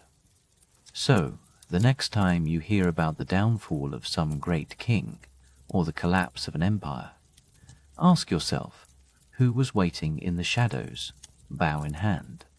Sometimes, the death blow comes not from a rival emperor, but from a queen on horseback, lost to history, but never truly gone. Now, take a deep breath and imagine a world where your walls are stitched from felt, your roof is patched from animal hide, and when you unlatch the door in the morning, you're greeted not by a city street, but by the endless, rolling horizon. There are no stone cities to pass down, no marble monuments for the future to find. There is only the rhythm of hooves, the sigh of the wind in the grass, and the ever-changing sky. For the ancient nomads, permanence was nothing but a comforting illusion, while mobility was the secret to survival. From the vast Eurasian steppe to the burning Arabian deserts, these mobile cultures shaped entire civilizations without ever bothering to leave behind a single marble column. Forget the old stereotypes of ruthless wanderers. These were people who moved with purpose, guided by the seasons, the wandering herds, and a level of environmental know-how that would make a modern GPS blush. Their homes, whether yurts, tents, or creaking wagons, were fortresses that could be folded up and carried on the backs of camels or horses. Their wealth wasn't measured in land, but in livestock. Cattle, sheep, goats, and most of all, horses. Horses were more than just animals. They were companions, weapons, even status symbols. If you could ride well, you could survive.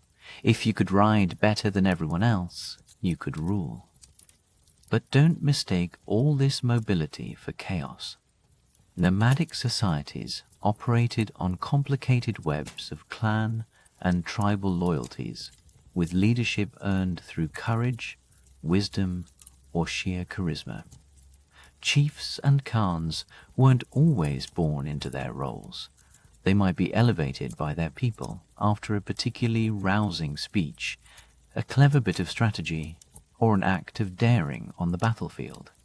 Loyalty was personal, forged in the glow of campfires and tested in the mud and blood of battlefields swept by the wind. And even though they rarely built cities, these nomads were the original globalizers. They moved silk from China, spices from India, silver from Persia, and, less happily, slaves from the fringes of Europe. Their caravans and trading expeditions stitched together the ancient world long before imperial roads tried to do the same. And when trade broke down, they didn't just sulk, they raided, moving with a speed and ferocity that made settled empires shudder. Their history wasn't written in stone, but sung and recited from memory.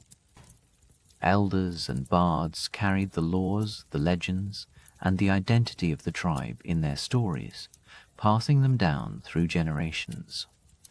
For these people, stories weren't just entertainment. They were the code by which you lived, ruled, and remembered.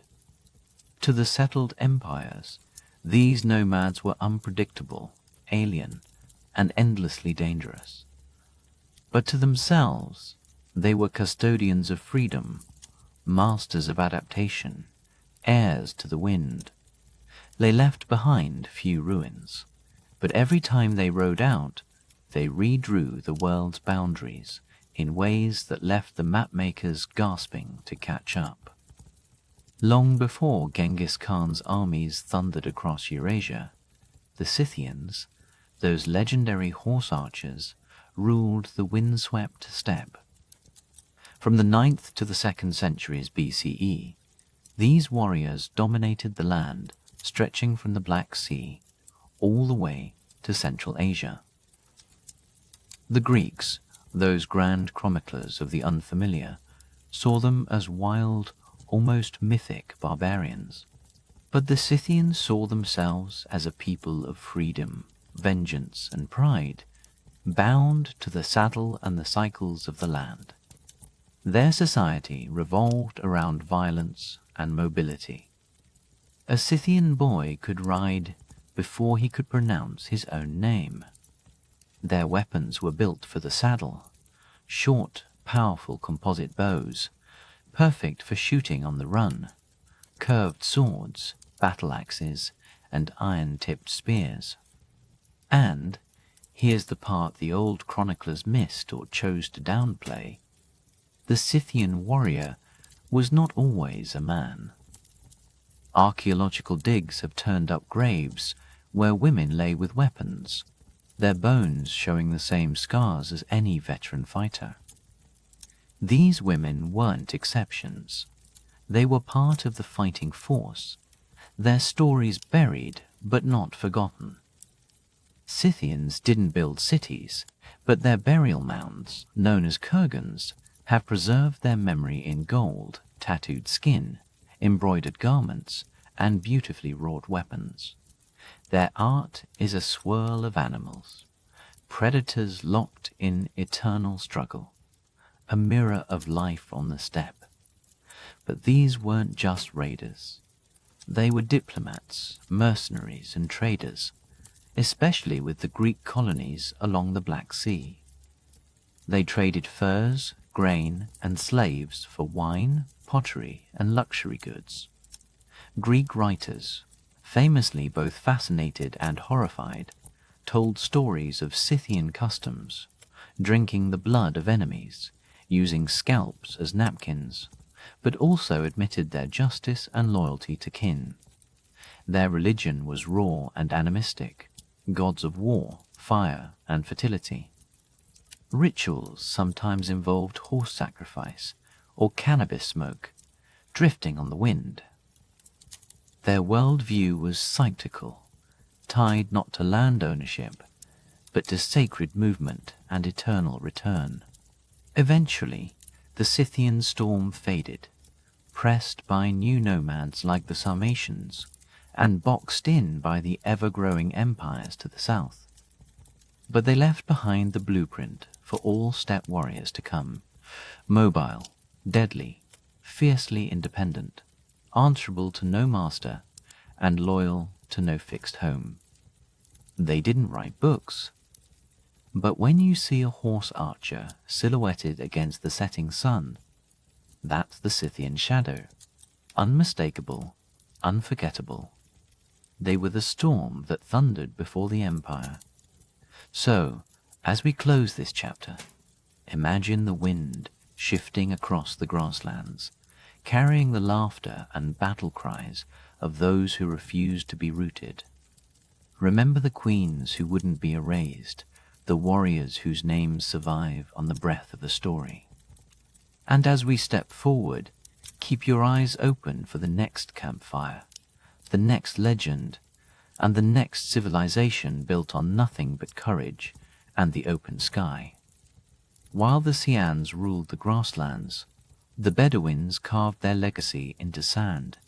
Step right up to our next living exhibit, where sand meets grass, wind-swept plains ripple with hooves, and black tents billow in the starlight.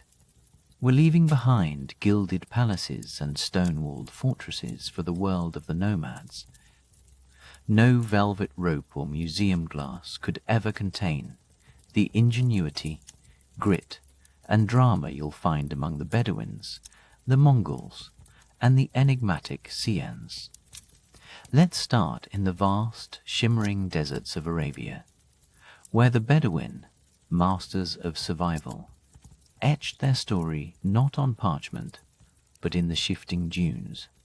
Life here doesn't crawl. It glides with the camels, those so-called ships of the desert, with eyelashes longer than some dynasties, and an attitude you'd expect from a celebrity. Camels aren't just beasts of burden. They're the family car, the grocery store, the closet, and, if you're feeling generous, the emergency fund. If you could fit Wi-Fi on a camel, Bedouin teenagers would be set for life. The Bedouin don't just wander aimlessly. Each movement is an act of calculation and respect for the desert's rhythms. They listen to the pulse of drought and the rare heartbeat of rain. Grazing routes are mapped by memory and starlight. Their homes, black tents of woven goat hair, called betelsh, rise and fall with the family, light enough to pack by sunrise. sturdy enough to weather a sandstorm that would send a modern camping enthusiast running for the nearest hotel.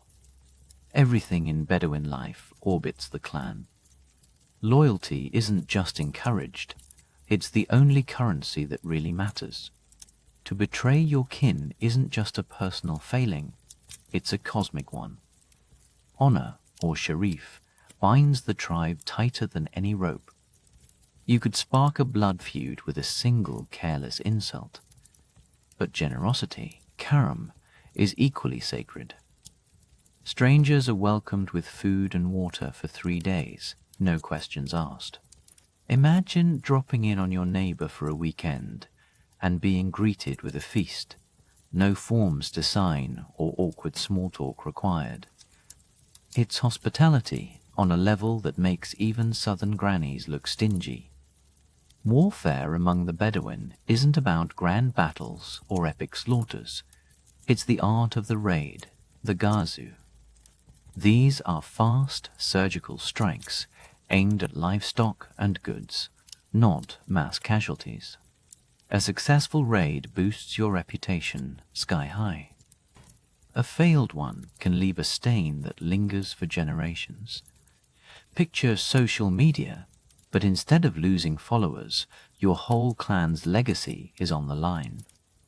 But don't imagine this is a land of endless conflict. Around the fire, after the camels have settled, the Bedouin become poets.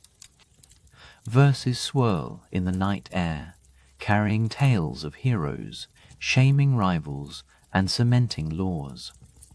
A single poem, recited perfectly, carries more weight than a written contract. Sometimes it even becomes law itself. Try arguing with that next time you forget the groceries. Bedouin tribes weren't isolated. Caravans loaded with incense, spices, and silk wound their way through these lands. Bedouin served as guides, guardians, and, when the price was right, smugglers. Their knowledge of the desert's secret paths and hidden wells was legendary. And if you tried to cross without their blessing, you'd better hope you liked walking. Even now, the image of the black tent and the code of the clan remain potent symbols, a reminder that you can move to the city, but the desert never quite leaves your soul. Now, let's pivot from the whisper of sand to the thunder of hooves. The Mongols of the 13th century are often remembered as destroyers, but before they were the world's most efficient conquerors, they were steppe nomads, not so different from their desert cousins. Life on the Mongolian steppe is a test that would make most reality shows look like a weekend spa retreat. The Mongols lived in circular felt tents called gurs, which could be assembled in under an hour and packed up even faster. If you think moving apartments is stressful, try moving your entire home and herd before breakfast. Children here learned to ride before they could read, and, in truth, most Mongols didn't bother with writing at all. Their knowledge lived in proverbs, songs, and the sharp recall of memory. If you wanted to know your ancestry, you asked an elder, not Ancestry.com. Herds of horses, yaks, and goats were their lifeblood, and every family member, from toddler to grandmother, had a role. The air was thick with the scent of leather, sweat, and mare's milk, definitely not a fragrance you'll find at your local boutique. The Mongols' true innovation was how they turned their mobility into a weapon. Under Genghis Khan, tribal loyalties were smashed and reassembled into a new, merit-based hierarchy. Suddenly, your bloodline wasn't as important as your loyalty to the Khan. Mongol warfare became a ballet: speed, deception, and precision. Horse archers could loose arrows at full gallop. fake a retreat to lure enemies into traps, and cover more ground in a day than most armies managed in a week. But don't picture the Mongols as mere barbarians. Sure, they raided, but they were also strategists. Scouts and spies moved ahead of the main force. Signal flags fluttered across the horizon, relaying complex orders. Psychological warfare was standard practice. Sometimes the mere rumor of the Mongols was enough to empty a city. When it came to sieges, they borrowed engineers from China and Persia, learning to build catapults, flaming arrows, and battering rams that could humble even the proudest walls. The learning curve was steep, but the Mongols climbed it with unsettling speed. Here's the twist. Most history textbooks bury in the footnotes. The Mongols weren't just destroyers, they were connectors. They revived the Silk Road, turning it from a patchwork of dangerous trails into a well-guarded highway. Goods, ideas, and, in the unfortunate case of the Black Death, diseases all traveled under Mongol protection. They introduced paper money and passport systems, and enforced a kind of religious tolerance that would make some modern nations blush. Picture a Muslim merchant, a Christian priest, and a Buddhist monk all journeying together, swapping stories, no joke needed, that was just Tuesday under Mongol rule. Yet, for all their empire building, the Mongols never fully surrendered their nomadic roots. Even as they governed from the palaces of conquered cities, they longed for the open steppe, the endless horizon, and the comfort of a felt tent. Power, for them, was portable. No matter how high they climbed, their hearts still beat in time with the gallop of their horses and the wind rattling the grass. To the eyes of settled civilizations, nomads were a riddle, sometimes allies, sometimes a looming threat. But for the nomads themselves, the line between trade and raid was as flexible as a well-oiled bowstring. One day, they might escort your caravan safely through bandit country. The next, if the price or the respect wasn't right, that same caravan might mysteriously vanish, never to be seen again. Empires called this duplicity. The nomads called it good business. Trade was not an afterthought. It was a necessity. Nomads couldn't grow fields of grain or craft delicate ceramics. They needed the wares of the settled world, tools, cloth, spices, and luxuries. In return, they offered livestock, furs, salt, leather, and the kind of horses that could outrun your tax collector. Some did business directly with empires. Others acted as middlemen, stitching together far-flung regions with their own invisible threads. The Bedouins guided incense caravans from southern Arabia to the Levant, while the Sayans traded grain and gold with Greek cities along the Black Sea. But if a city tried to cheat them, the response was swift and usually involved fire. The Mongols, for their part, initially tried to open trade with the Khwarezmian Empire. When their merchants were murdered, Genghis Khan's reply wasn't a strongly worded letter. It was the utter destruction of cities. In the nomadic worldview, commerce was a matter of respect. Treat nomads as equals, and trade flourished. Show disrespect, and the punishment would arrive at the speed of a galloping horse. This delicate balance birthed a peculiar kind of borderland culture. Towns on the rim of nomad territory became half market, half military outpost. Governors bribed tribal chiefs for peace. Tribes traded not just goods, but intelligence, and even marriage alliances. The dance between trade and raid was not a flaw.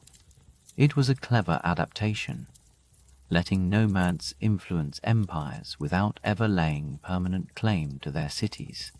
All they needed was to keep those city dwellers glancing anxiously at the horizon. Now let's pause and consider, how do you keep a people's story alive when you don't have libraries, scrolls, or a handy printing press? For nomads, the answer was as simple as it was profound, you remember. Oral tradition became their library, their courtroom, their constitution, and their myth, all spoken, never written, passed from one memory to the next around flickering campfires. Forget dusty chronicles. For the Bedouins, poetry was king. A well-turned phrase could immortalize a hero or doom an enemy's reputation. Bedouin poets, or shuyuk, weren't just entertainers, they were power brokers. Their verses could settle disputes, ignite wars, or even become law. If your tribe was shamed in verse, the wound cut deeper than any sword.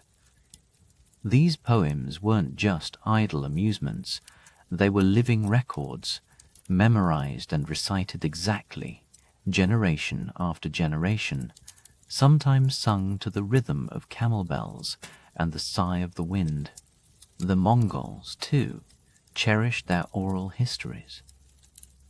The famous Secret History of the Mongols, the closest thing they had to an official chronicle, was first preserved in memory, only written down much later. It's not a dry list of dates and battles. It's a living epic, rich with the values of loyalty, fate, and ambition. It was recited to unify and instruct, a saga that held the identity of a people together across the wild steppes. Even the Sians, mysterious rulers of the grasslands, left almost no written record. What we know of them comes filtered through the accounts of outsiders like Herodotus, who was really just eavesdropping on a much older spoken tradition. Their legends, migrations, and alliances survived not because they were carved in stone, but because they were entrusted to memory, a memory as portable and resilient as the people themselves. Oral tradition wasn't without risks. Memories can fade, stories can change, and sometimes the heroes grow taller with every retelling. But its strength was adaptability. Oral history could bend, stretch, and survive migrations, defeats, even the slow erosion of assimilation. Long after empires crumbled and archives turned to dust, the nomad stories lived on in the mouths of elders and the ears of children. As long as someone remembered, nothing was truly lost. There's a kind of immortality in that, a legacy not of monuments, but of living breath. So, as the embers of another campfire die down and the horizon beckons once more, we're left with a question. What else survived, hidden in the stories and silences of these resilient peoples?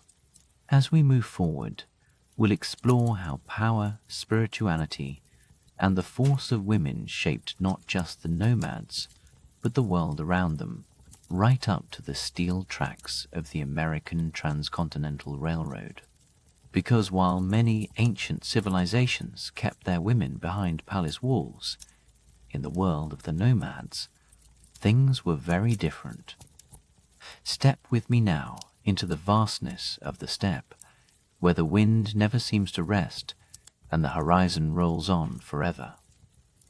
Picture, if you will, a world without stone walls or palaces, where the only roof above your head is stitched felt and the ground beneath you changes with the seasons. In this world, everyone, man, woman, or child, has a role that matters. and in sharp contrast to the rigid, gilded cages of many ancient cities, here women don't just wait in the wings. They ride out front, sometimes quite literally, with reins and bow in hand. Take the Sians, for instance, a nomadic people whose burial mounds still dot the Eurasian grasslands. Archaeologists, with their brushes and trowels, have uncovered women interred with swords, arrowheads, and armor. Their bones bear the proof of hard riding and harder fighting. These aren't the trappings of ceremonial burials meant to flatter the dead. These are the scars and spoils of warriors. Herodotus, that old Greek chronicler of wonders and worries, wrote of women who fought like men and inspired terror in their enemies. Greek storytellers, perhaps unable to accept the reality, invented the legend of the Amazons, an entire nation of fierce women born of these wind-ruled tribes. But the Sians were hardly an outlier. Fast forward a few centuries, and you'll find Mongol women running the encampments while the men rode off to conquer worlds. But don't assume they simply kept the home fires burning. Genghis Khan's daughters and daughters-in-law often governed conquered lands, negotiated alliances, and commanded troops. They weren't just placeholders, they were power brokers. Sagakani Beki, for example, rose to become a strategist and kingmaker, elevating emperors and guiding the fate of empires. Her influence was felt far beyond the felt walls of her tent. And then there were the Bedouins, the desert dwellers whose lives revolved around the cycle of oasis and drought. Here, women might not have marched at the head of armies, but their influence was woven into every aspect of tribal life. Through poetry and song, through the careful management of hospitality and family alliances, Bedouin women could shape the fate of their clans.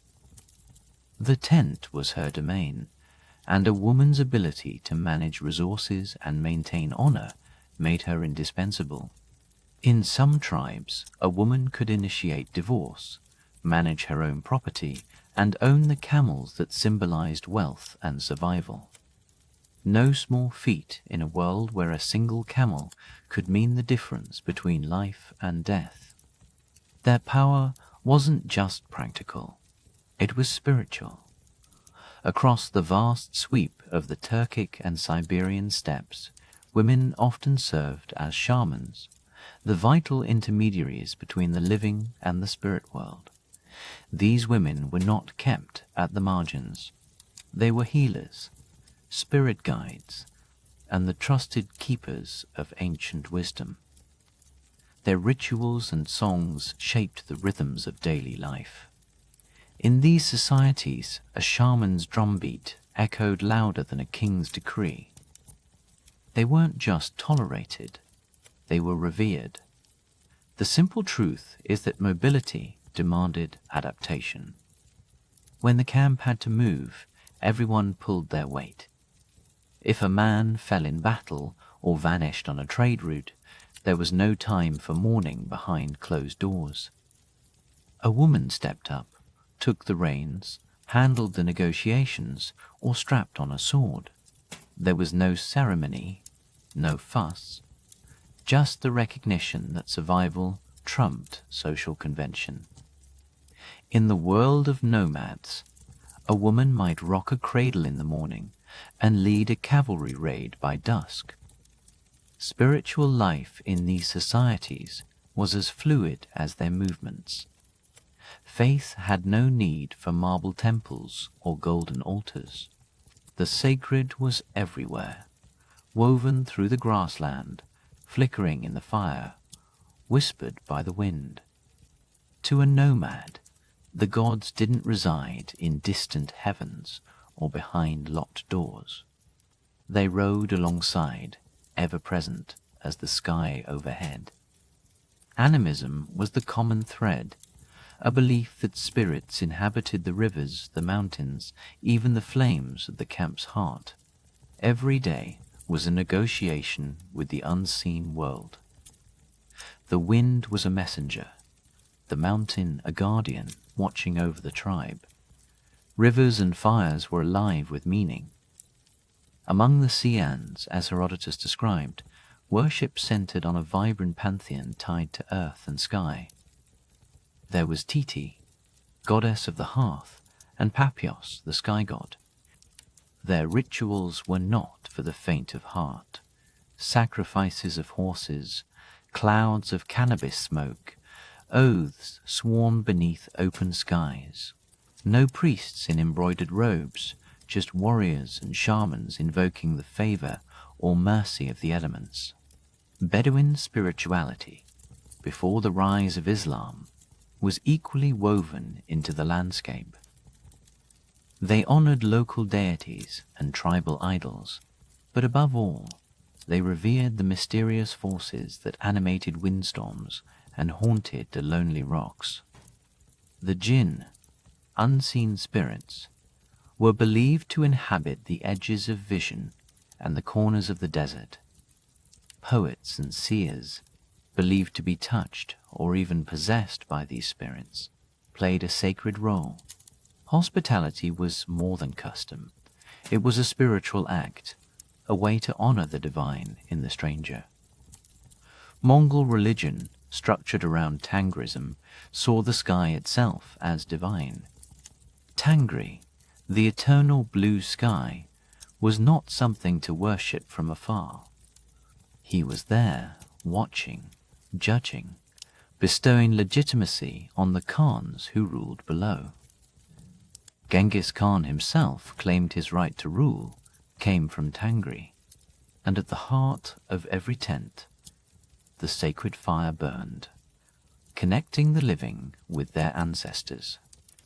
Shamans guided the tribe through illness, drought, and war, their ceremonies a bridge between worlds. One of the most striking features of nomadic spirituality was its adaptability.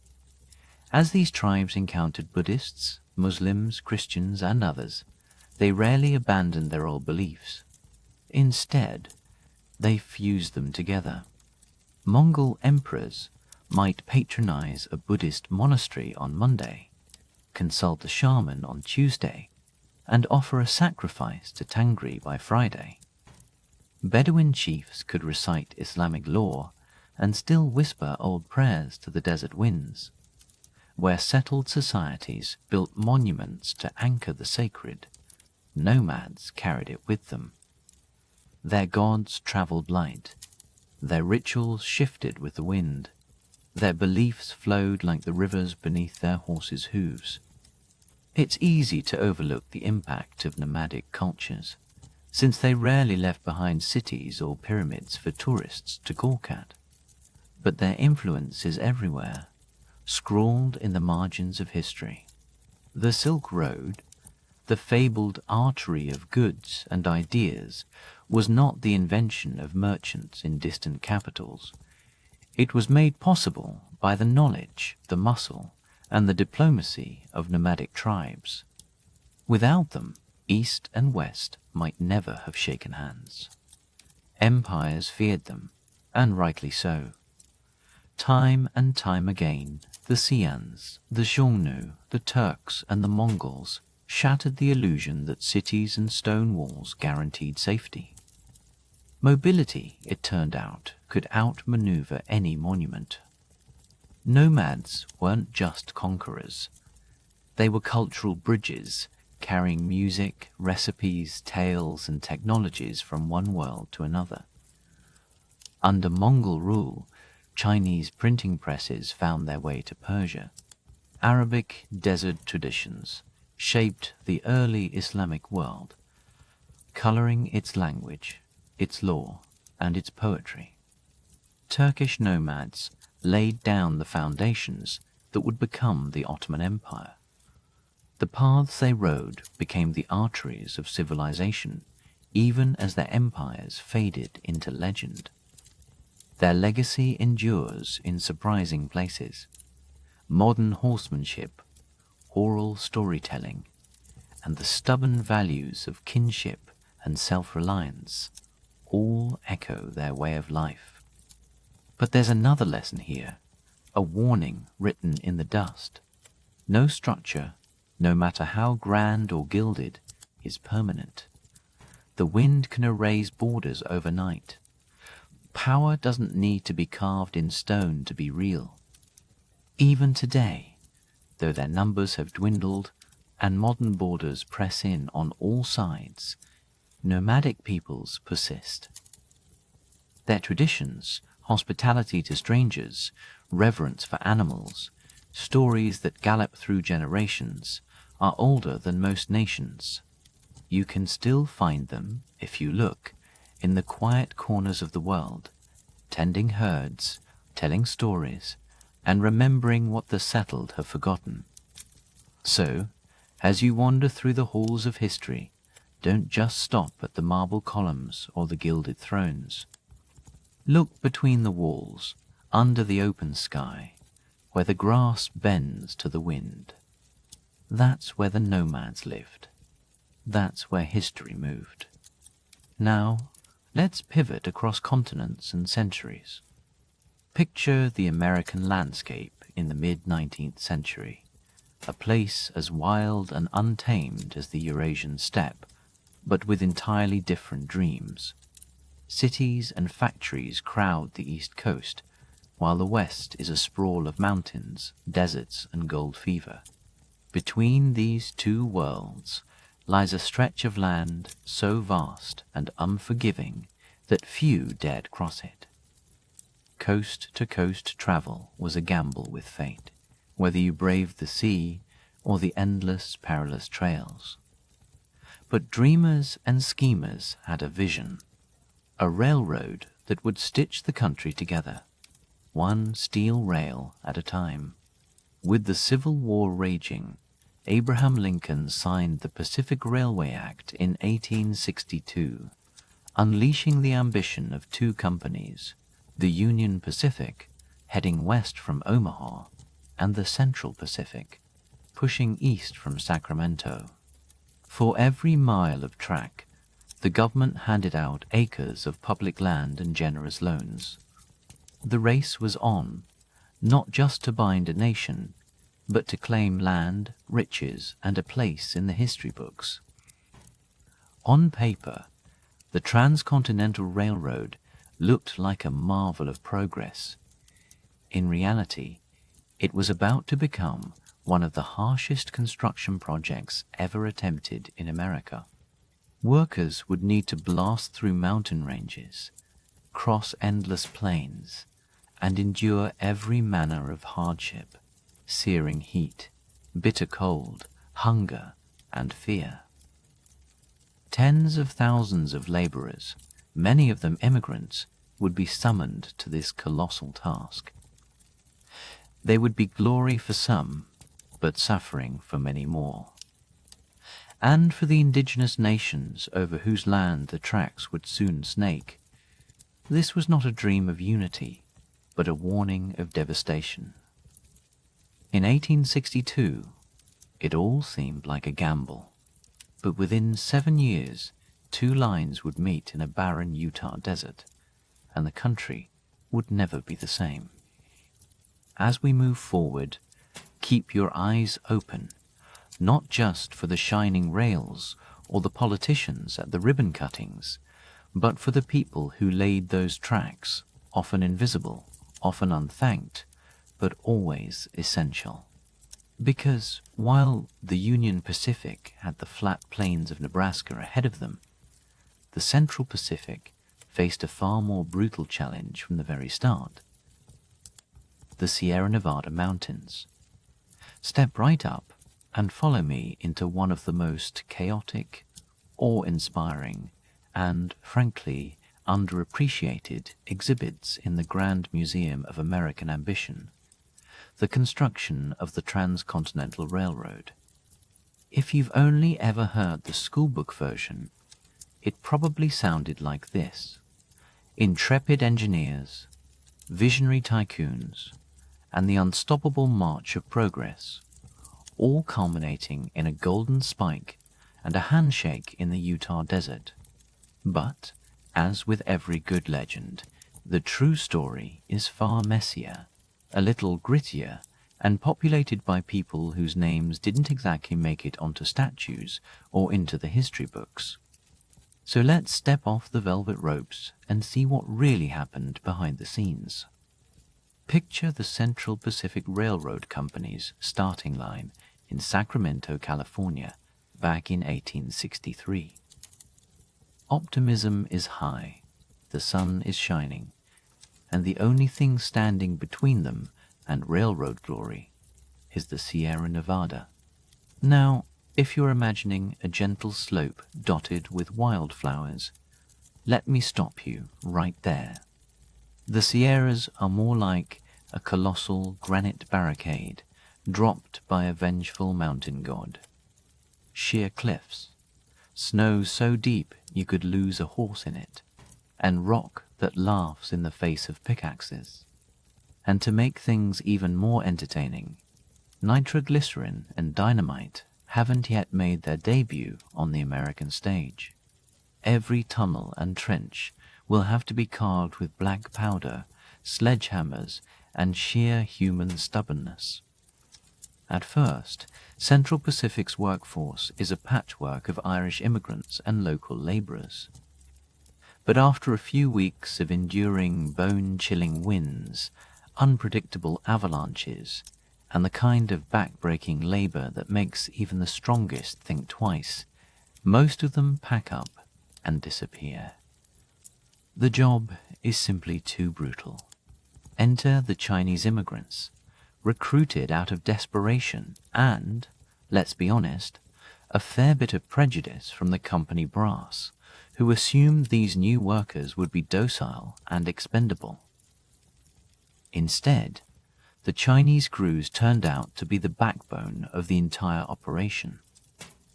By 1865, more than 10,000 Chinese laborers, over 80% of the Central Pacific's workforce, were out there in the wilderness, laying rail and blasting tunnels through solid granite.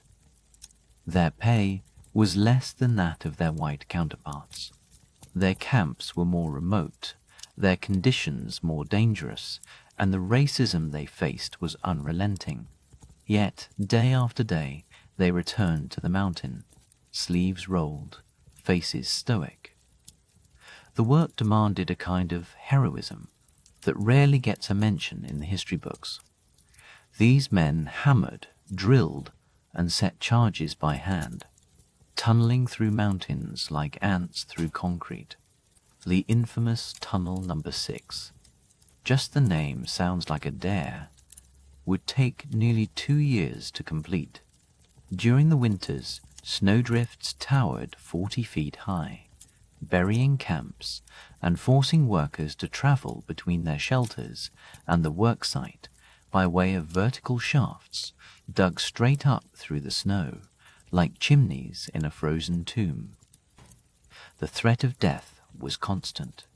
Avalanches, explosions, rock slides, these dangers claimed dozens of lives, but the work pressed on. Sometimes the only way forward was down. Crews would lower themselves in woven baskets over jagged cliffs, chipping away at the mountain face inch by inch. If the mountain refused to move, they went through it. If the ground dropped away into a ravine, they built spindly wooden trestles, teetering above the abyss. Each solution was a gamble, and each mile won was a testament to their ingenuity and grit. It was, without exaggeration, some of the most dangerous labor in American history. Yet, for all their sacrifice, the names of individual Chinese workers rarely survived in official records. There were no parades for them, no statues, no invitations to stand in the spotlight when the job was done. But make no mistake, without their courage and perseverance, the dream of a railroad crossing the continent would have frozen and died in the Sierras. By 1867, after years of struggle and loss, the Central Pacific finally burst free of the mountains. What lay ahead was no picnic, endless stretches of desert, bone-dry and scorching. But at least the worst of the vertical obstacles was behind them. The real race to the finish line was just beginning. Meanwhile, let's jump halfway across the continent to the Union Pacific, chugging westward from Omaha across the endless expanse of the Great Plains. You might think, flat land, easy going, right? Not quite.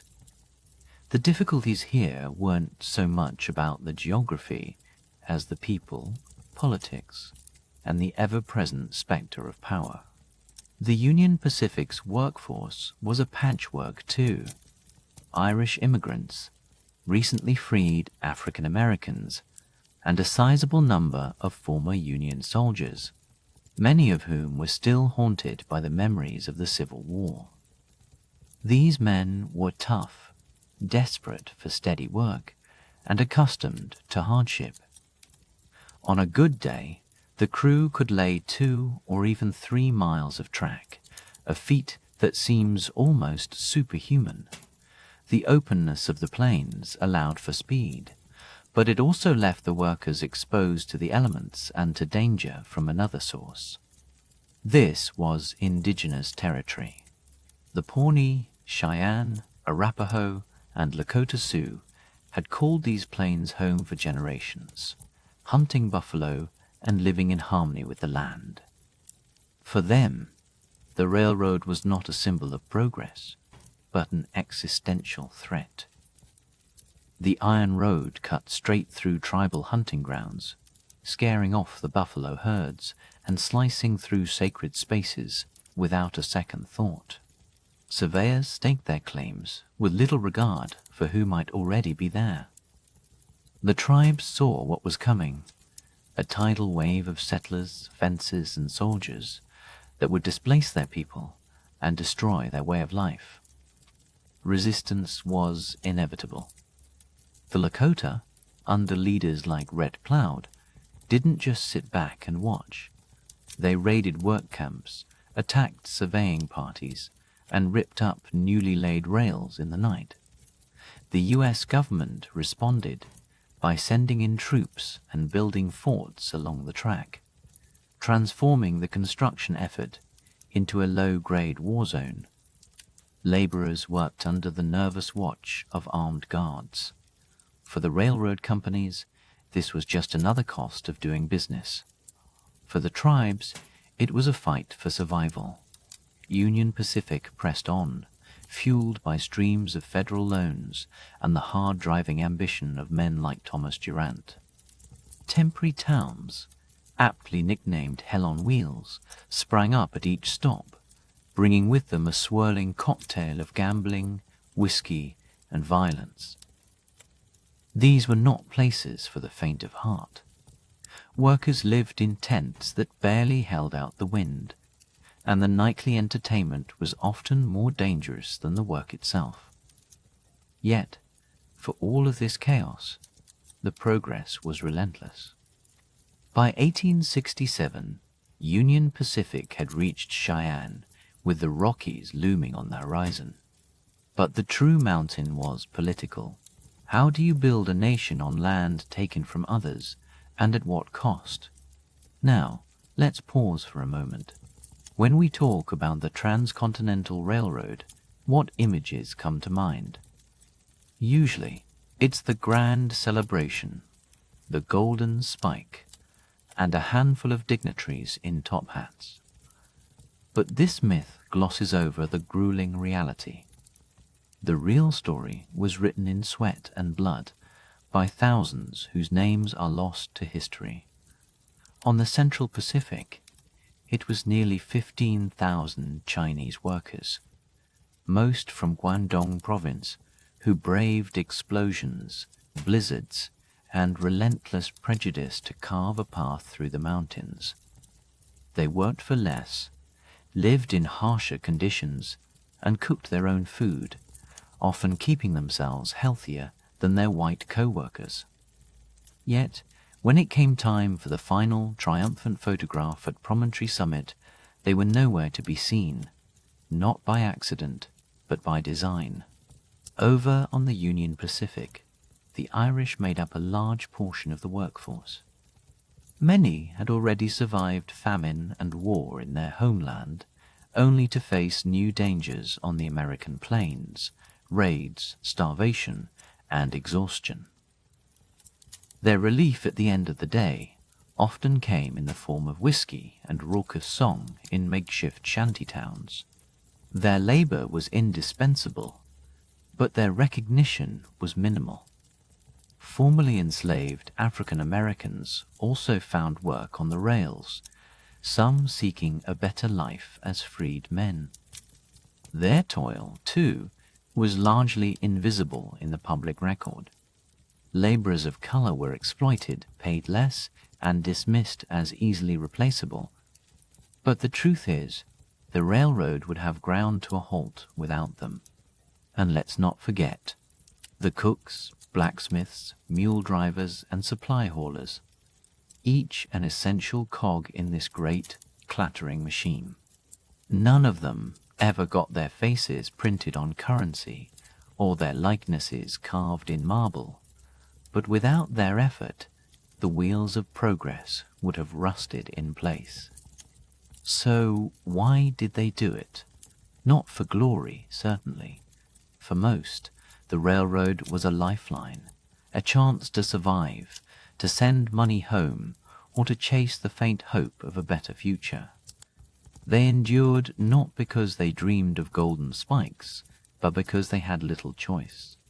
Their backs bore the weight of a nation's ambition, and their sacrifices were measured in broken bones and unmarked graves. By the late 1860s, the race between the Union Pacific and Central Pacific had reached a fever pitch. Each company was desperate to claim more track, more land, and, of course, more federal money. The government's incentives were simple. The more track you built, the more you got paid. So, naturally, both sides went into overdrive, sometimes laying parallel tracks in opposite directions just to pad their numbers. It was competition at its most absurd, crews racing against each other, sometimes for miles, knowing full well only one set of tracks would ever be used.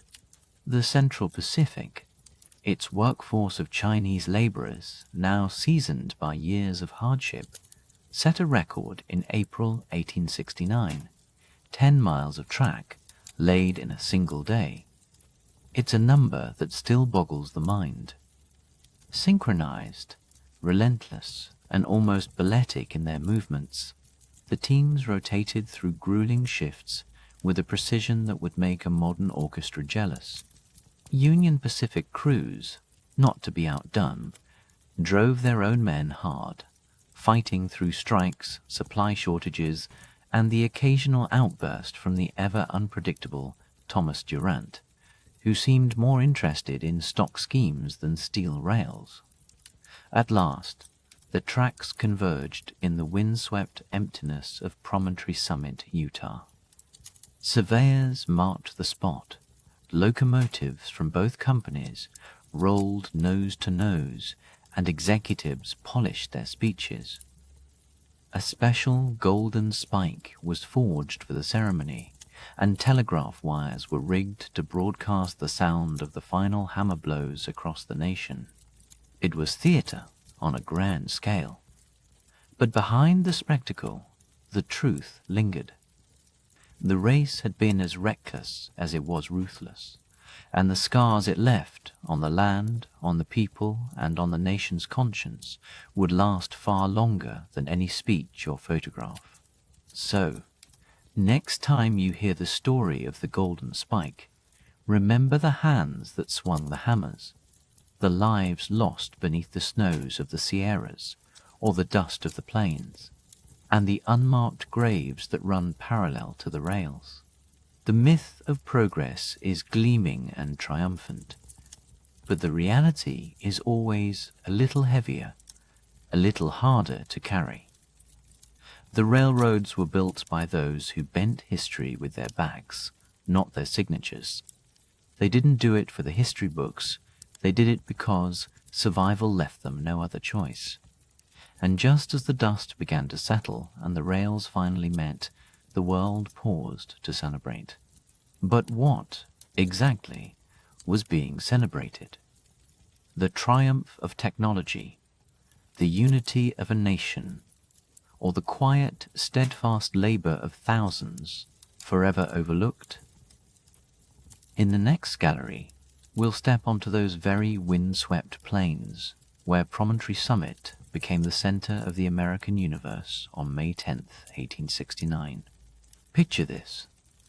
The wind howls across the barren, scrubby plateau of Promontory Summit, Utah. It's May 10th, 1869. The air crackles with anticipation, dust swirling around a patchwork crowd.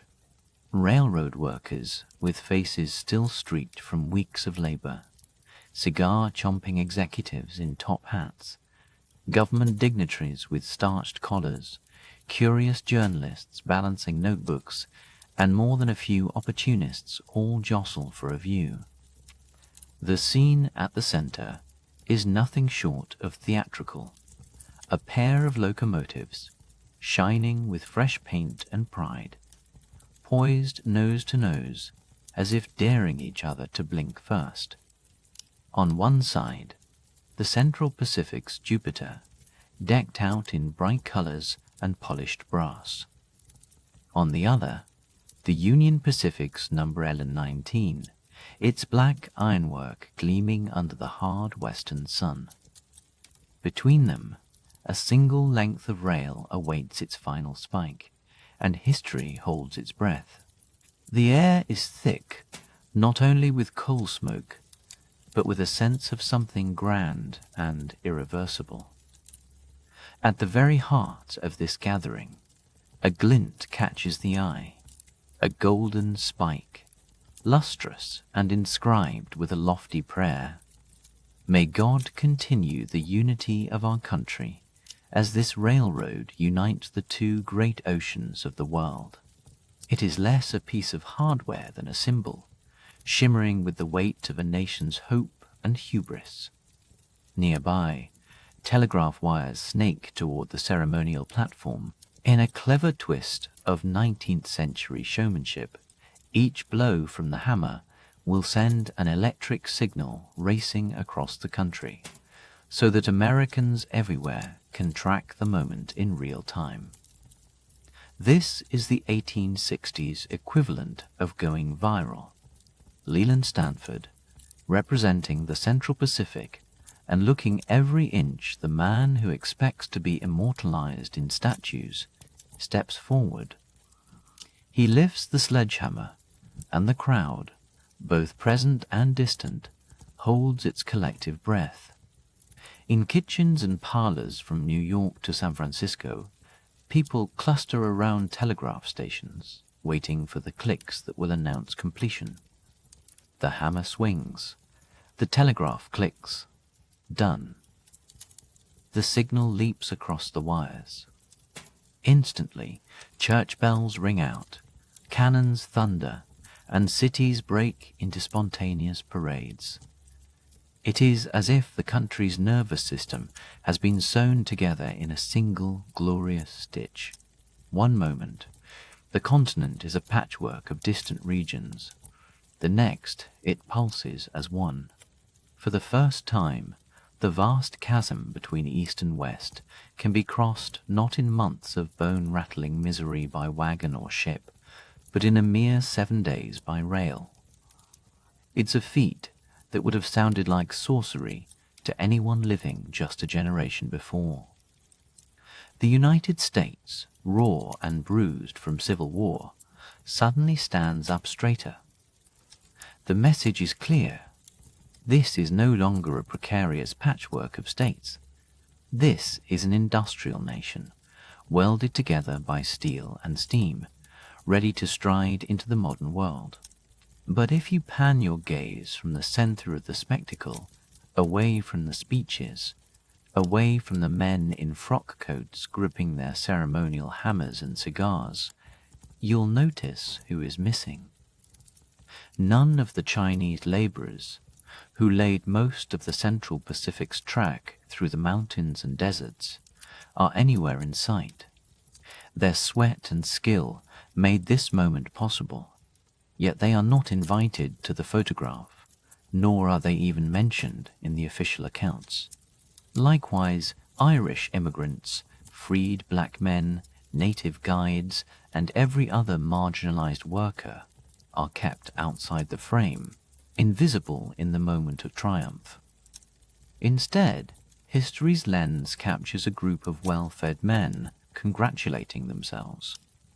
In this, the official image, the story, is unity. The reality, as always, is more complicated. The railroad does knit the country together, but it also deepens its divides.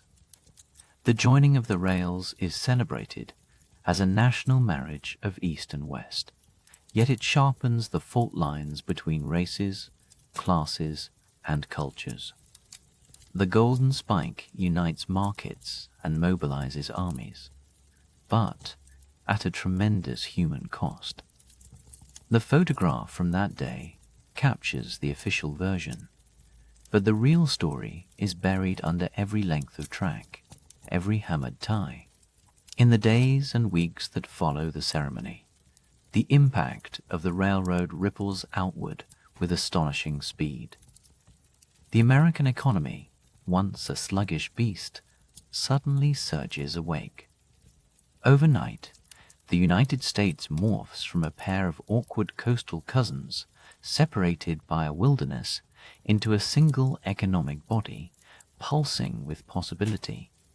Goods that once required months to haul by mule or sail now speed from coast to coast in less than a week.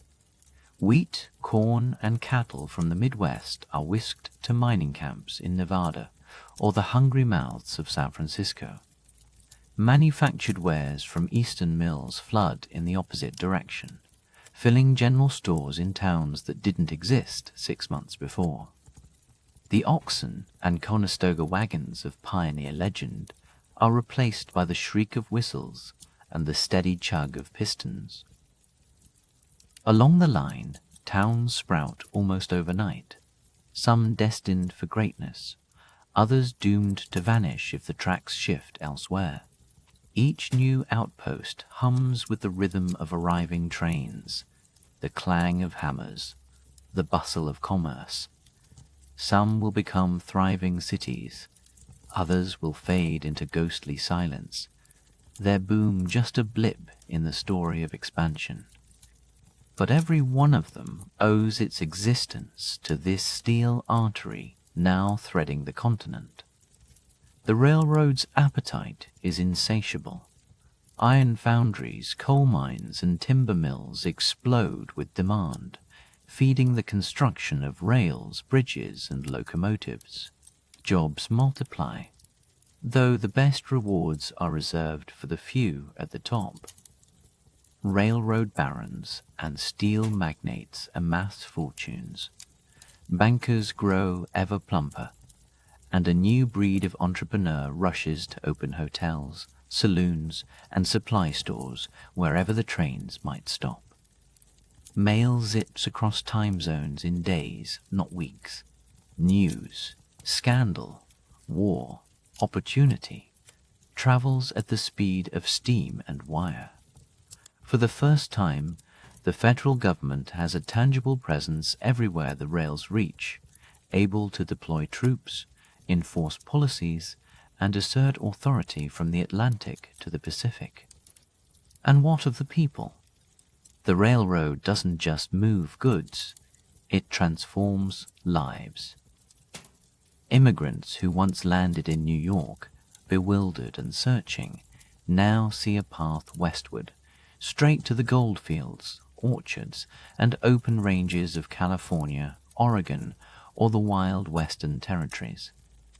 Homesteaders, fortune seekers, ranchers, and, yes, even the odd outlaw, all ride the rails in pursuit of destiny. The American dream, for better or worse, now travels by train. Yet this tide of prosperity is anything but even. Wealth flows upward like steam to the domed mansions of the new elite. Native lands are swallowed, often without compensation or recourse. Laborers, the men and women who sweat to lay the rails and build the towns, remain mired in poverty or debt. The railroad is a rising tide, but it lifts only some boats, and many are left to founder. Still, the transformation is undeniable.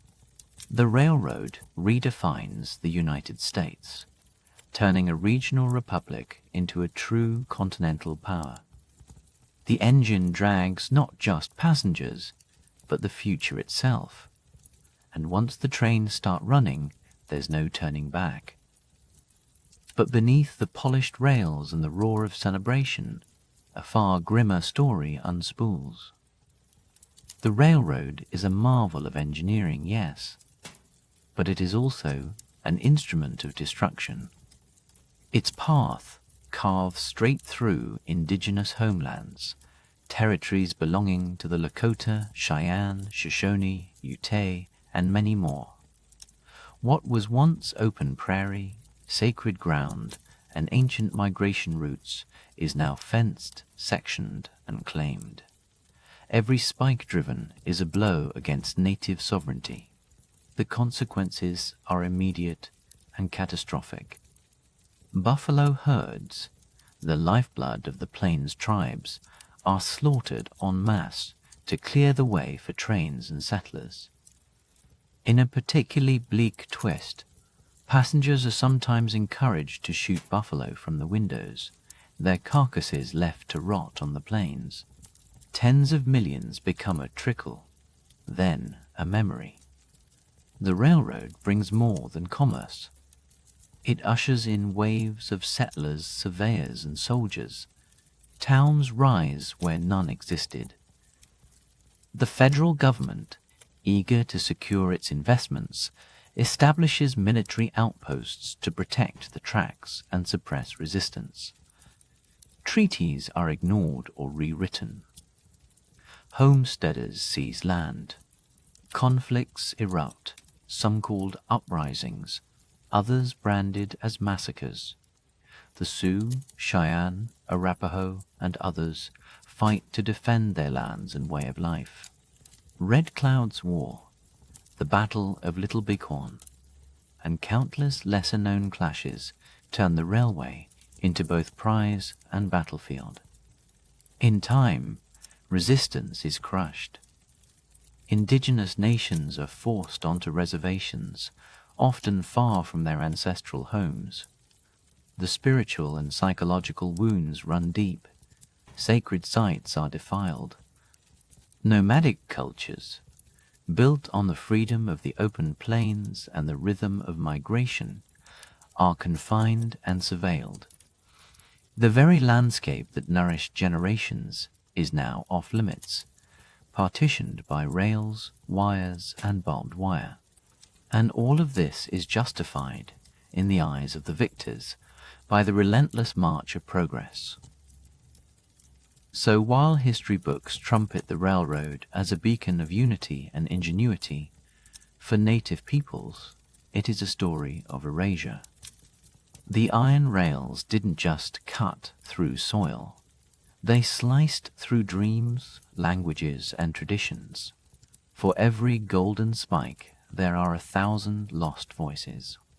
When the last spike was driven that day in Utah, it marked not only the end of a railroad, but the birth of a new American identity, restless, ambitious, and forever changed by industry. The country no longer measures distance in months or weeks, but in hours and days. Crossing the continent is no longer a wild gamble. It is a scheduled departure. The railroad births new concepts, time zones, national markets. The very idea that nothing within these borders is truly out of reach. Manifest destiny, long a vague notion, is now a lived reality. Rails snake across deserts, scale mountains, and slice through forests. The wild frontier shrinks under the relentless advance of progress. Everything feels possible. Everything feels claimable. Yet the railroad also forges a new template of power. Tycoons like Leland Stanford, Thomas Durant, and Collis Huntington amass fortunes and political influence on a scale that would make medieval monarchs blush. Corruption scandals, like the infamous Credit Mobilier affair, reveal the tangled web of business and government, as fortunes are built on the backs of laborers and taxpayers alike. For the workers who bled on the tracks, the train is both a ladder and a trap, offering opportunity but rarely escape. For indigenous nations, it is the end of a world. For the environment, it is a relentless force, clear-cutting forests, damming rivers, and pushing the buffalo to the brink of extinction. Yet for all its violence and injustice, the railroad indisputably stitches the nation together.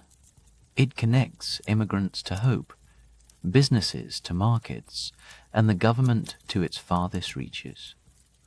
The iron rails carry more than passengers. They carry ambition, destruction, hope, and, yes, an almost blinding arrogance. In the end, the railroad is both a soaring triumph and a profound tragedy. And when those twin locomotives nudged together on a dusty Utah plateau, the country was transformed, not by vote or battle, but by the grip of iron and the fierce fire of change. America, for better and for worse, would never be the same.